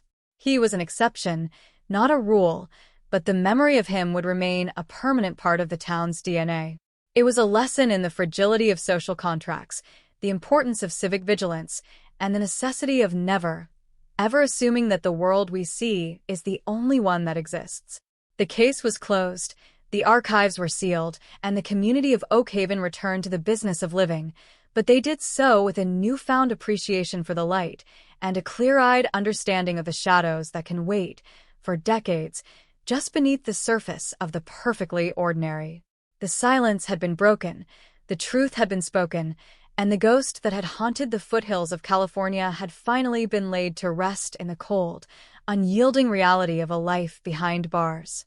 The aftermath of the Oakhaven case was not a return to the status quo, but the slow construction of a new reality. For a town that had defined itself by its quietude and sense of security, the revelation that a predator had been woven into the fabric of its daily existence was a transformative trauma. As the months of the post-trial period evolved into years, the focus of the community shifted from the shock of the crime to the legacy of the investigation. The Oakhaven ghost had been unmasked, but the questions he left behind, about surveillance, about trust, and about the inherent fallibility of human perception, continued to vibrate through the civic discourse. Sergeant Miller, now officially retired, found himself becoming an unexpected mentor to the next generation of investigators. He spent his days in lecture halls and training facilities, detailing the granular process of the 1995 cold case. He spoke not of the heroics of the capture, but of the crushing, agonizing patience required to build a case from the ashes of dead-end leads. He taught them that the most dangerous adversaries are not the ones who flaunt their darkness, but the ones who mirror our own light back at us with unsettling precision. He spoke of the locket, that small, silver talisman of suffering, as a reminder that for every piece of evidence, there is a human life that has been silenced, and that it is the investigator's burden to be the voice for that silence long after the world has moved on. The victim's family, meanwhile, had engaged in a monumental act of reclamation. They founded an organization dedicated to supporting the families of the missing, using the lessons learned from their own long, painful journey to advocate for better funding and more advanced technology for cold case units. They had chosen to transmute their grief into a shield, ensuring that no other family would have to endure the same decades-long silence that had consumed their lives. Their presence in the public eye was a testament to the resilience of the human spirit. They were no longer the passive victims of a mystery, but the active architects of a legacy of justice and advocacy. It was a transformation that mirrored the town's own, a movement from a state of paralyzed trauma to one of proactive healing. The technology that had finally cracked the case, the genetic genealogy that had turned the Oakhaven ghost's own lineage against him, began to reshape the landscape of law enforcement across the state and, eventually, the nation. The Oakhaven victory became the gold standard, The case study cited whenever a district attorney or a precinct chief needed to justify the allocation of resources for cold case initiatives. It wasn't just about catching a criminal. It was about demonstrating that the past was not an unreachable country. It proved that the tools of the modern age, the digital records, the ancestry databases, the algorithmic mapping, could be used to reclaim the truth from the erosion of time. The Oakhaven ghost had thought he was a master of his own history, but he had been caught by the very data points of his existence, a victim of his own inability to remain truly hidden in the age of information. The Oakhaven Police Department itself underwent a complete metamorphosis. They were no longer the precinct that had failed to solve a 1995 disappearance. They were the unit that had pioneered the new frontier of investigation. They developed a specialized cold case unit, dedicated solely to re-examining the forgotten tragedies of the past with the same level of intensity that had been applied to the Oakhaven case. The culture of the department became one of persistent, analytical rigor, where no case was considered truly closed until it was solved. The Oakhaven ghost was still a presence, but he was now a lesson in the department's archive, a ghost that had been exorcised by the relentless application of logic and modern science. The neighborhood where Robert had lived, the street that had been the epicenter of the surveillance and the ultimate takedown, underwent its own evolution. The house was sold, demolished, and replaced by a structure that held no memory of the past. New families moved in, people who knew the history of the town but who were determined to write a different story. The park where Sarah had played, once avoided as a place of dark memory, was dedicated to her name, becoming a vibrant center of community activity once more. The shadow had been lifted, not by erasing the memory of what had happened, but by choosing to saturate the space with the living, breathing energy of the present. It was a conscious, collective decision to move forward, acknowledging the scar, but refusing to let it define the future. Miller's own life in retirement was marked by a quiet, contemplative peace. He moved to the coast, far from the Sierra foothills and the memories of the Oakhaven case. He spent his days watching the tides, understanding now that the truth, much like the ocean, is a powerful, persistent force that will eventually claim everything that is hidden in the dark. He had made his peace with the cost of the investigation. He knew that they hadn't saved the girl. The girl had been lost for a long time, but they had provided the only gift they could give to those who remained, the truth, final and unyielding. The silence had been replaced by a resolution that was as cold and clear as the mountain air, and for him, that was enough. The legacy of the case, ultimately, was a fundamental change in the way the town understood itself. They were no longer a sheltered enclave of innocence. They were a community that had confronted its own darkness and survived. They had learned the hard way that evil is not a separate entity that exists outside their borders, but a potential that can hide behind the most familiar of masks.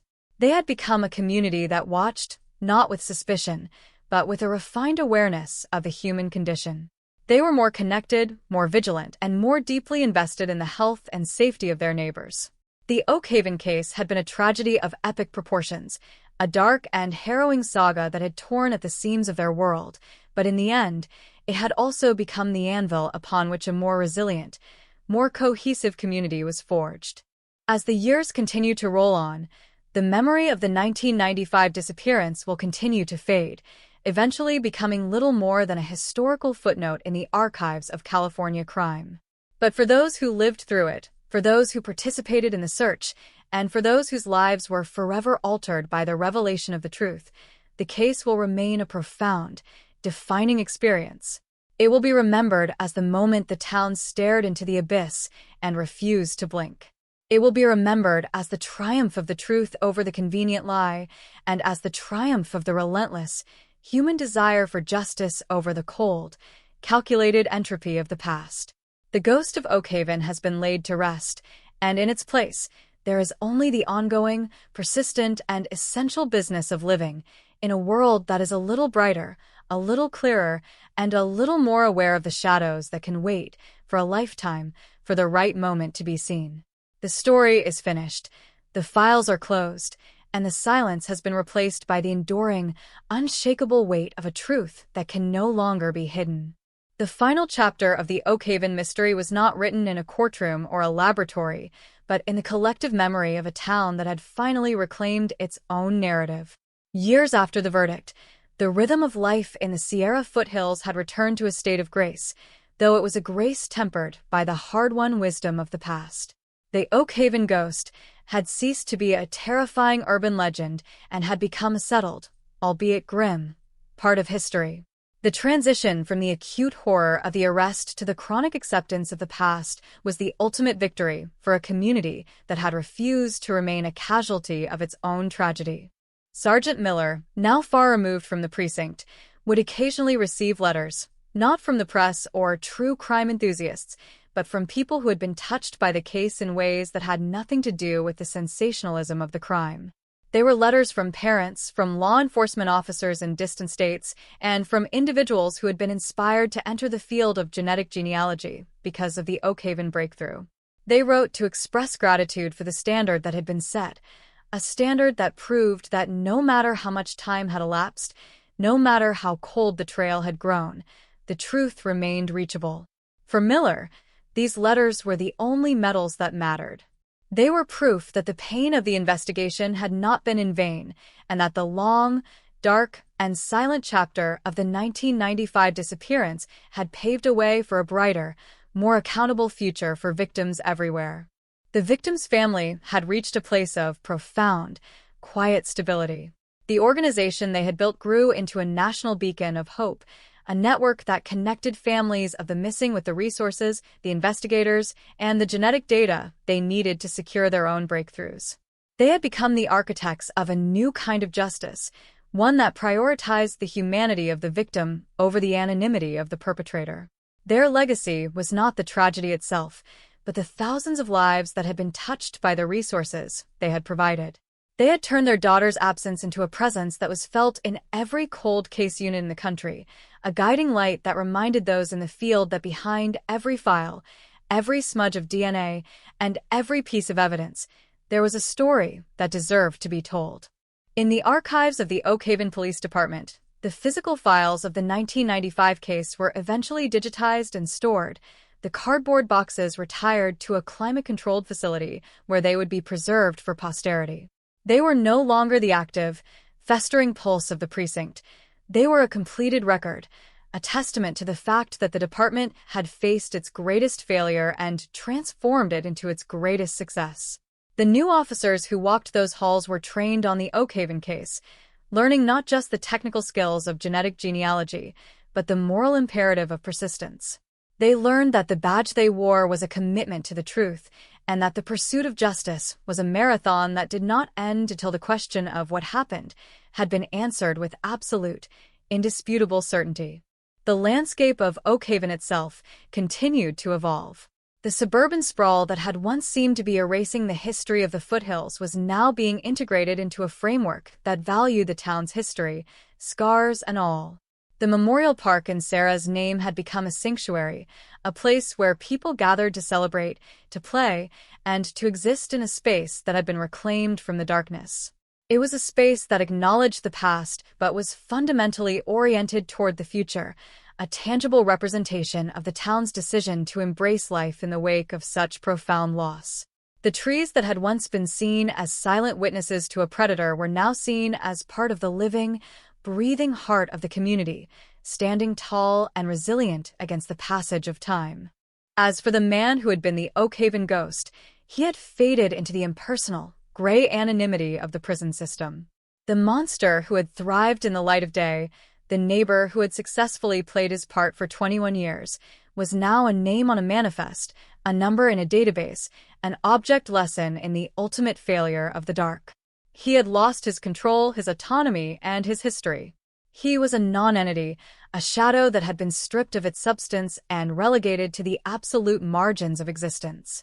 The world he had built, the secrets he had guarded, and the darkness he had nurtured had all been dismantled, leaving behind nothing but the stark, unchangeable fact of his guilt. The final, lasting impact of the Oakhaven mystery was the fundamental change it wrought in the human connection within the town. The people of Oakhaven were no longer strangers living in proximity. They were a community that had been tested by a crucible and had come out the other side with a refined understanding of the human condition. They were a people who listened, who looked, and who cared, not out of a sense of fear, but out of a sense of shared responsibility for the health of their community. They had learned the most essential lesson of all, that the true measure of a society is not its safety, for safety is an illusion, but its response to the moment when that illusion is shattered. They had been shattered, and they had been rebuilt, stronger and more aware of the shadows, but also more committed to the light. The story of the 1995 cold case, with all its heartbreak, its intrigue, and its ultimate resolution, was finally laid to rest, but it left behind a legacy that would continue to resonate long after the names of those involved were forgotten. It was a story of the power of the human spirit to endure, the power of science to illuminate the dark, and the power of truth to find its way through the most impenetrable obstacles. It was a story that served as a reminder that the world is a complex, often dangerous place, but that as long as there are those who refuse to stop looking, those who refuse to stop listening, and those who refuse to stop believing in the possibility of justice, the truth will always have a way of surfacing. The long, silent, and haunting mystery of Oakhaven had reached its conclusion, and in the space where the silence had once been, there was now a profound, resonant, and permanent sense of peace.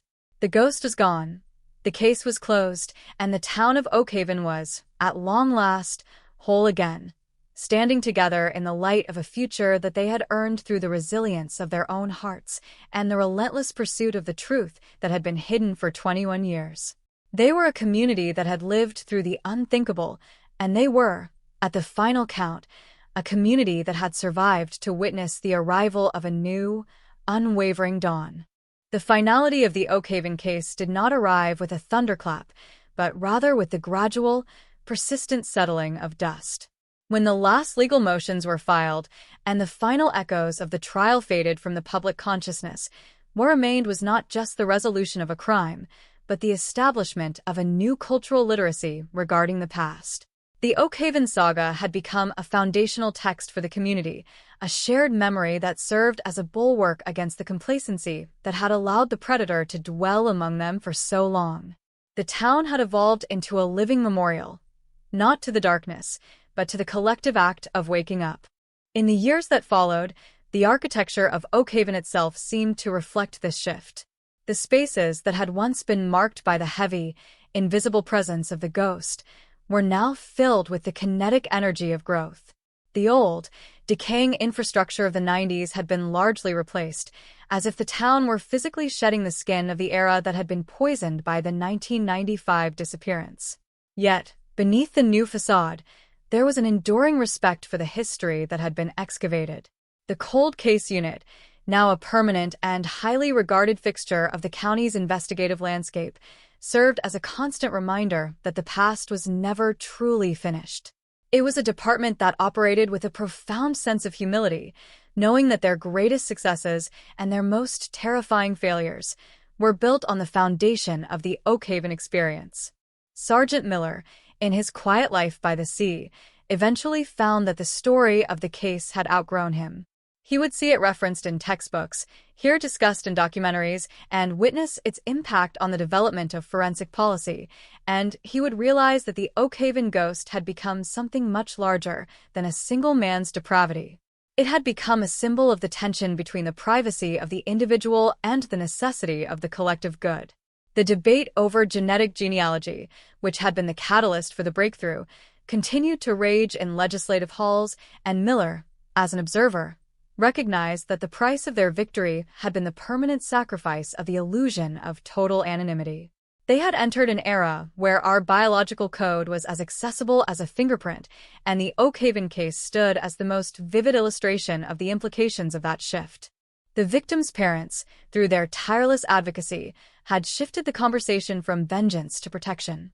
They had moved beyond the need for retribution against the individual that had been handled by the courts and toward the systemic improvement of the justice system. They became figures of quiet authority, speaking at national conferences on cold cases, emphasizing that the cold in cold case was a failure of will, not a failure of possibility. Their presence was a steadying influence, a reminder that the pain of the lost could be channeled into the preservation of the living.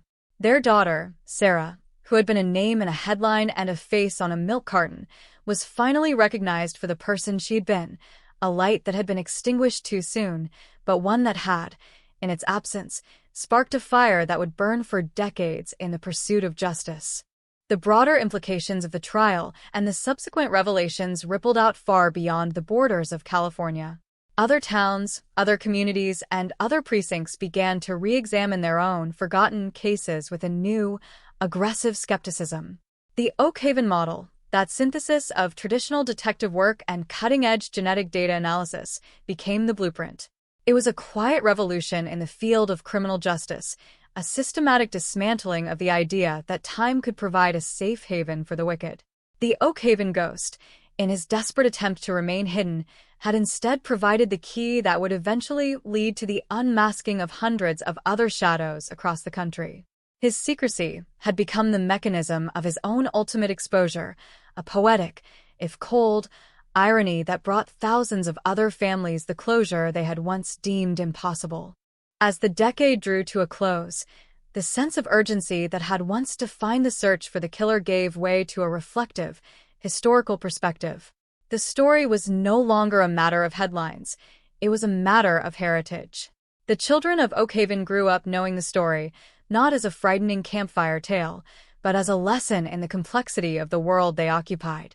They were taught to see the value of community, the necessity of engagement, and the profound, life-altering importance of truth. They were a generation that had been raised on the knowledge that the world is imperfect, that it is inhabited by those who would seek to harm, but also by those who will never stop searching for the light. It was a resilient foundation, one that would serve them well in a world that was becoming increasingly interconnected and complex. For those who had been at the center of the storm, the investigators, the families, the neighbors, the peace that had descended was not the absence of the past, but the presence of a truth that no longer needed to be protected. The secret that had been guarded for 21 years was now common knowledge, rendered powerless by its own exposure. The monster who had thrived on the mystery was now reduced to a historical footnote, his life defined by the failure of his own designs. He had wanted to be a ghost, a phantom of the foothills, but he had been reduced to nothing more than a cautionary tale. He had been erased by the very truth he had tried so hard to suppress. Looking back, the entire arc of the Oak Haven mystery served as a meditation on the nature of time and its relationship to justice. For 2 decades, time had been the killer's greatest ally, an agent of erosion that sought to bury the truth under the accumulation of years. But the triumph of the investigation was the realization that time is also a repository of record. The biological markers of the criminal, the digital traces of the evidence, and the persistent memory of the community. All of these were components of an unchangeable reality that existed independent of the clock. They had demonstrated that truth is not a victim of time. It is merely a thing waiting for the right moment to be brought back into the light. The final legacy of the Oak Haven saga, then, was the restoration of a collective, foundational trust. The town had learned that while the world can be dangerous, it is also reparable. The trauma had been real, the loss had been absolute, but the act of solving the mystery had been an act of healing. It was a realization that justice is not merely an institutional function, it is a community mandate. It is the agreement that we will not forget, that we will not stop searching, and that we will not allow the shadows of the past to define the boundaries of our future. As the sun sets over the Sierra foothills, the town of Oak Haven remains a testament to the fact that while secrets can be kept for a lifetime, they cannot be kept forever. The long, haunting echo of 1995 has finally dissipated, absorbed into the solid, enduring reality of a present that is no longer held hostage by the mystery of the past. The ghost is gone. The truth stands, clear and unadorned. And in the quiet of the foothills, there is finally, unequivocally, the piece of a story fully told. The Oak Haven case is closed, not just in the files of the police department, but in the heart of the community, standing as a final, permanent proof that no matter how long the night may last, the dawn is inevitable. It is a story that has reached its end, and in that end, There is the beginning of everything that follows, built upon the hard-won foundation of a truth that will never again be hidden, never again be silenced, and never again be anything less than the light by which the town navigates its way into the future. The silence, which had been the killer's weapon for so long, has been broken forever by the chorus of a community that found its voice, found its strength, and found its way back to the light. The Oak Haven ghost is a memory, but the community is a reality, and it is a reality that is whole, strong, and prepared for whatever shadows may lie ahead, armed with the absolute, unshakable conviction that the truth, no matter how long it takes, will always find its way home. The final chapter of the Oak Haven saga, the epilogue that transcends the case itself, is the story of how a community learns to exist in the wake of absolute truth. Having dismantled the mystery, having unmasked the predator, and having navigated the storm of the trial, the town of Oak Haven arrived at a stage of existence that few communities are ever privileged to reach, a state of post-revelation clarity.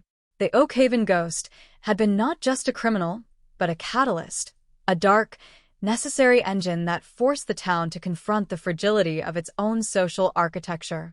Now, years removed from the final sentencing, the town stands as a testament to the idea that trauma, when confronted with the full, unflinching light of reality, can be the crucible of a more authentic peace. The forensic laboratory, once a place of tense, high-stakes anticipation during the investigation, has evolved into a center of collaborative inquiry. It is no longer purely a place for solving the crimes of the past. It is a hub where the lessons learned from the Oak Haven case are applied to the evolving challenges of modern law enforcement. The technicians and detectives who work there carry the weight of the legacy with a sense of quiet professionalism. They know that the Oak Haven breakthrough was not a magic trick, but a triumph of persistence, data management, and ethical rigor. They serve as guardians of the memory, ensuring that the methodologies honed during those years are codified, taught, and improved upon, so that the cold cases of the future never reach the duration of the one that define their history. In the public squares and the living rooms of Oak Haven, the cultural legacy of the case manifests in the way the town interacts with the concepts of privacy and community. The trade-off, the loss of anonymity in exchange for the systemic ability to solve the unsolvable, is a subject of ongoing, nuanced debate, but it is a debate held with the maturity of a people who have seen the worst-case scenario and navigated their way out of it. There is a heightened sense of collective ownership over the safety of the town. People are more connected, neighbors are more attuned to one another's rhythms, and there is an understanding that the strength of the community is found in the willingness to look, to listen, and to engage. The Oak Haven ghost thrives in isolation, but he was defeated by the transparency of the network, and the town has internalized this lesson, that the most powerful antidote to evil is the strength of the bonds that tie us together. The victim's family, having transitioned from the role of seekers to the role of stewards, continues to provide a moral compass for the entire region. Their organization has expanded its mission, moving into the realm of mental health and long-term support for survivors of violent crime. They understand that the resolution of a cold case is a legal victory, but not necessarily a psychological one. They offer a space where the trauma of the past can be voiced, heard, and integrated into the present. They have become the keepers of the flame, ensuring that Sarah and all the others whose stories were interrupted are remembered not for how they were lost, but for the profound, lasting impact they have had on the collective consciousness. They are the living bridge between the silence of 1995 and the clarity of the present, and their leadership has been the anchor that kept the town from drifting into bitterness. As the younger generation of Oak Haven grows into adulthood, they do so with a unique, grounded perspective on the world. They have heard the story of the Oak Haven ghost from their parents, and they have visited the memorial park, but for them, the case is a historical reality rather than an immediate, visceral threat. They are the beneficiaries of the town's reconstruction. They are empowered by the knowledge that the world can be a dark place, but they are equally empowered by the knowledge that they possess the tools, the systems, and the resilience to bring that darkness into the light. They are the new architects of the town's future, and they are building a legacy that is defined by openness, integrity, and a fierce, uncompromising commitment to the truth. The memory of Sergeant Miller, meanwhile, has become a local legend, a man of humble origins and relentless determination who, when the world told him the case was impossible, chose to believe in the possibility of an answer. He is no longer the grizzled investigator in the surveillance van. He is a symbol of the investigative spirit. He serves as a reminder that the pursuit of truth is not always about the dramatic, high-speed chase or the climactic arrest, but about the thousands of hours of quiet, methodical work that precedes the breakthrough. He is the personification of the idea that an individual can make a difference, provided they are willing to stay the course, even when the rest of the world has given up. The town of Oak Haven itself, as it enters a new decade, is a place of profound transformation. It is not the sleepy, isolated foothills village it was in 1995, nor is it the panicked, disillusioned community it became after the arrest. It is something new, something forged in the fire of a long, dark mystery and cooled in the waters of a hard-won truth. It is a town that has embraced its history, acknowledging the darkness, without being consumed by it. It is a place where the shadows have been mapped, where the ghosts have been identified, and where the light of the present is intentionally and carefully curated. It is a place that has learned that while we cannot prevent the shadow from falling, we can always choose how we navigate the space that it covers. The Oak Haven case, in its final analysis, stands as a triumph of the human endeavor.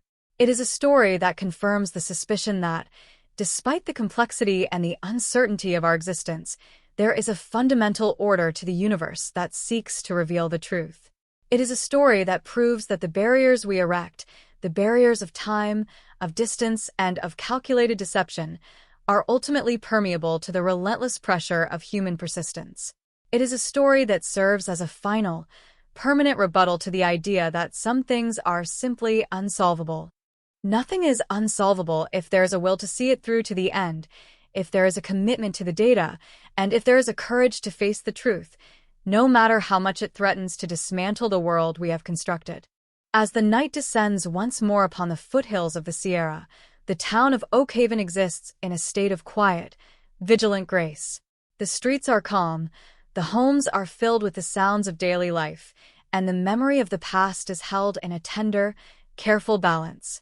The man who tried to hide in the shadows is gone, his name a fading echo, while the community he tried to destroy stands firm, resilient, and united by the truth that they uncovered together. The case is closed. The records are final.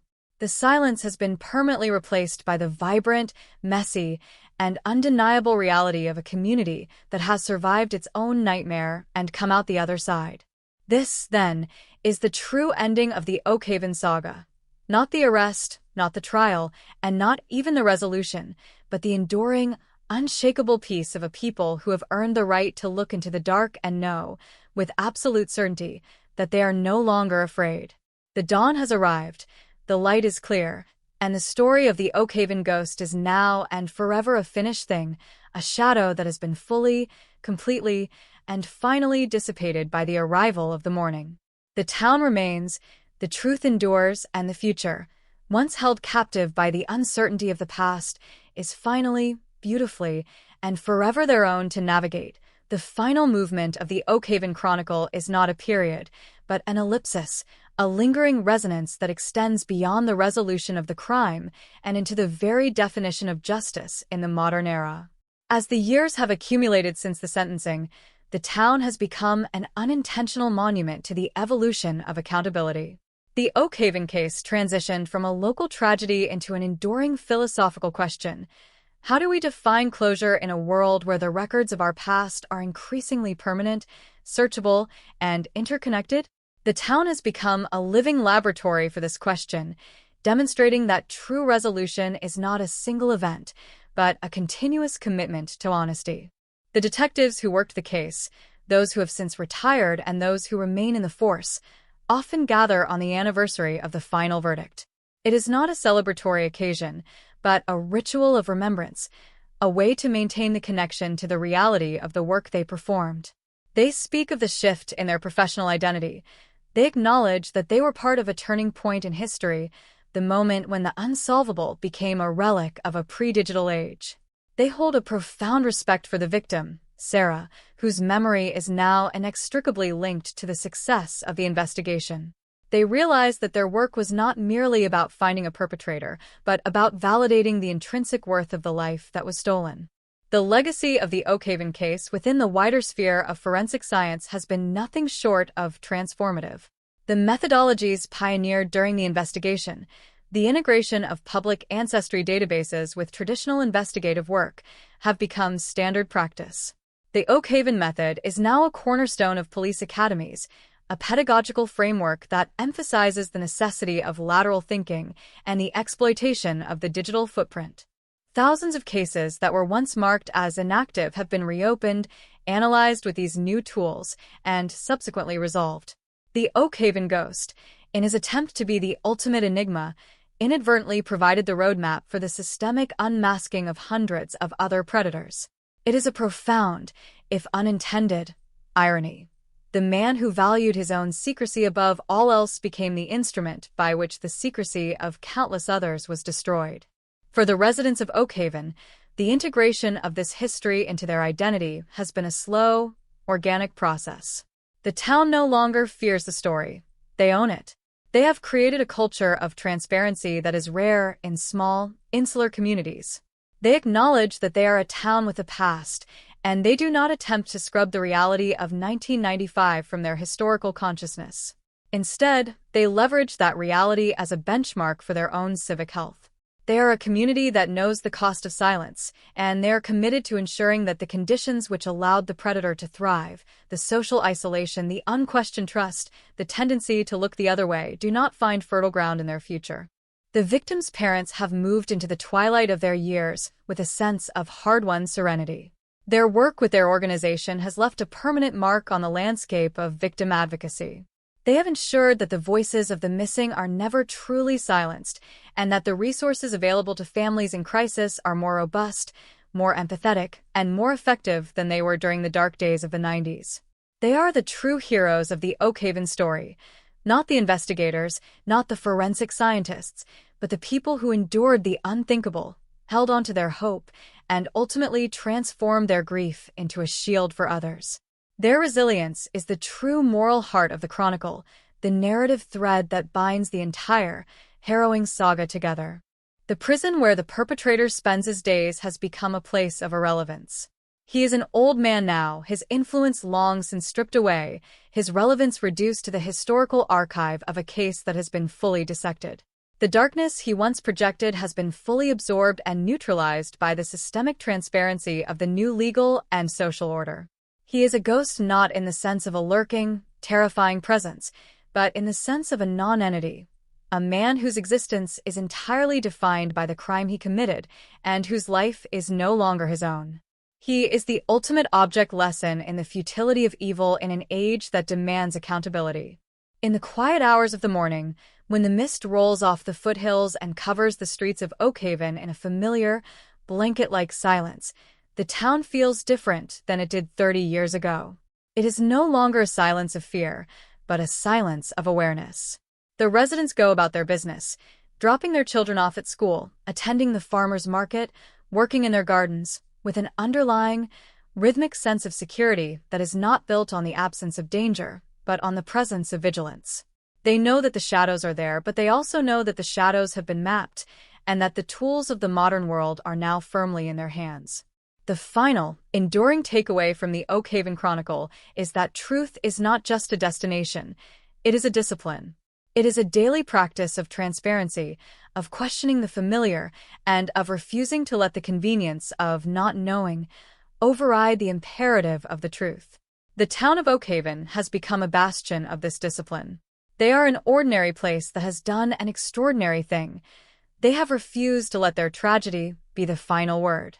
They have insisted that their story be told with absolute honesty, even when that honesty was painful, even when it revealed their own failures, and even when it dismantled the foundations of their comfort. As the Oakhaven case recedes further into the historical past, it will continue to be a touchstone for those who find themselves in the darkest of places. It will be a story of the power of the small, a single silver locket, a tiny fragment of DNA, a small, dedicated group of investigators to overcome the massive, crushing weight of an unsolved crime. It will be a story that reinforces the conviction that the truth is an elemental force, and that no matter how long it is buried, it is always pulling toward the surface, waiting for the right light to reveal it.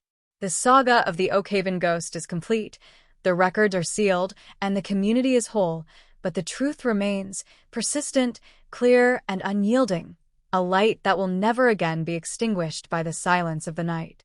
The dawn has fully arrived, and in the clarity of this new day, the town of Oakhaven stands as a testament to the fact that the only things that truly haunt us are the secrets we choose to keep.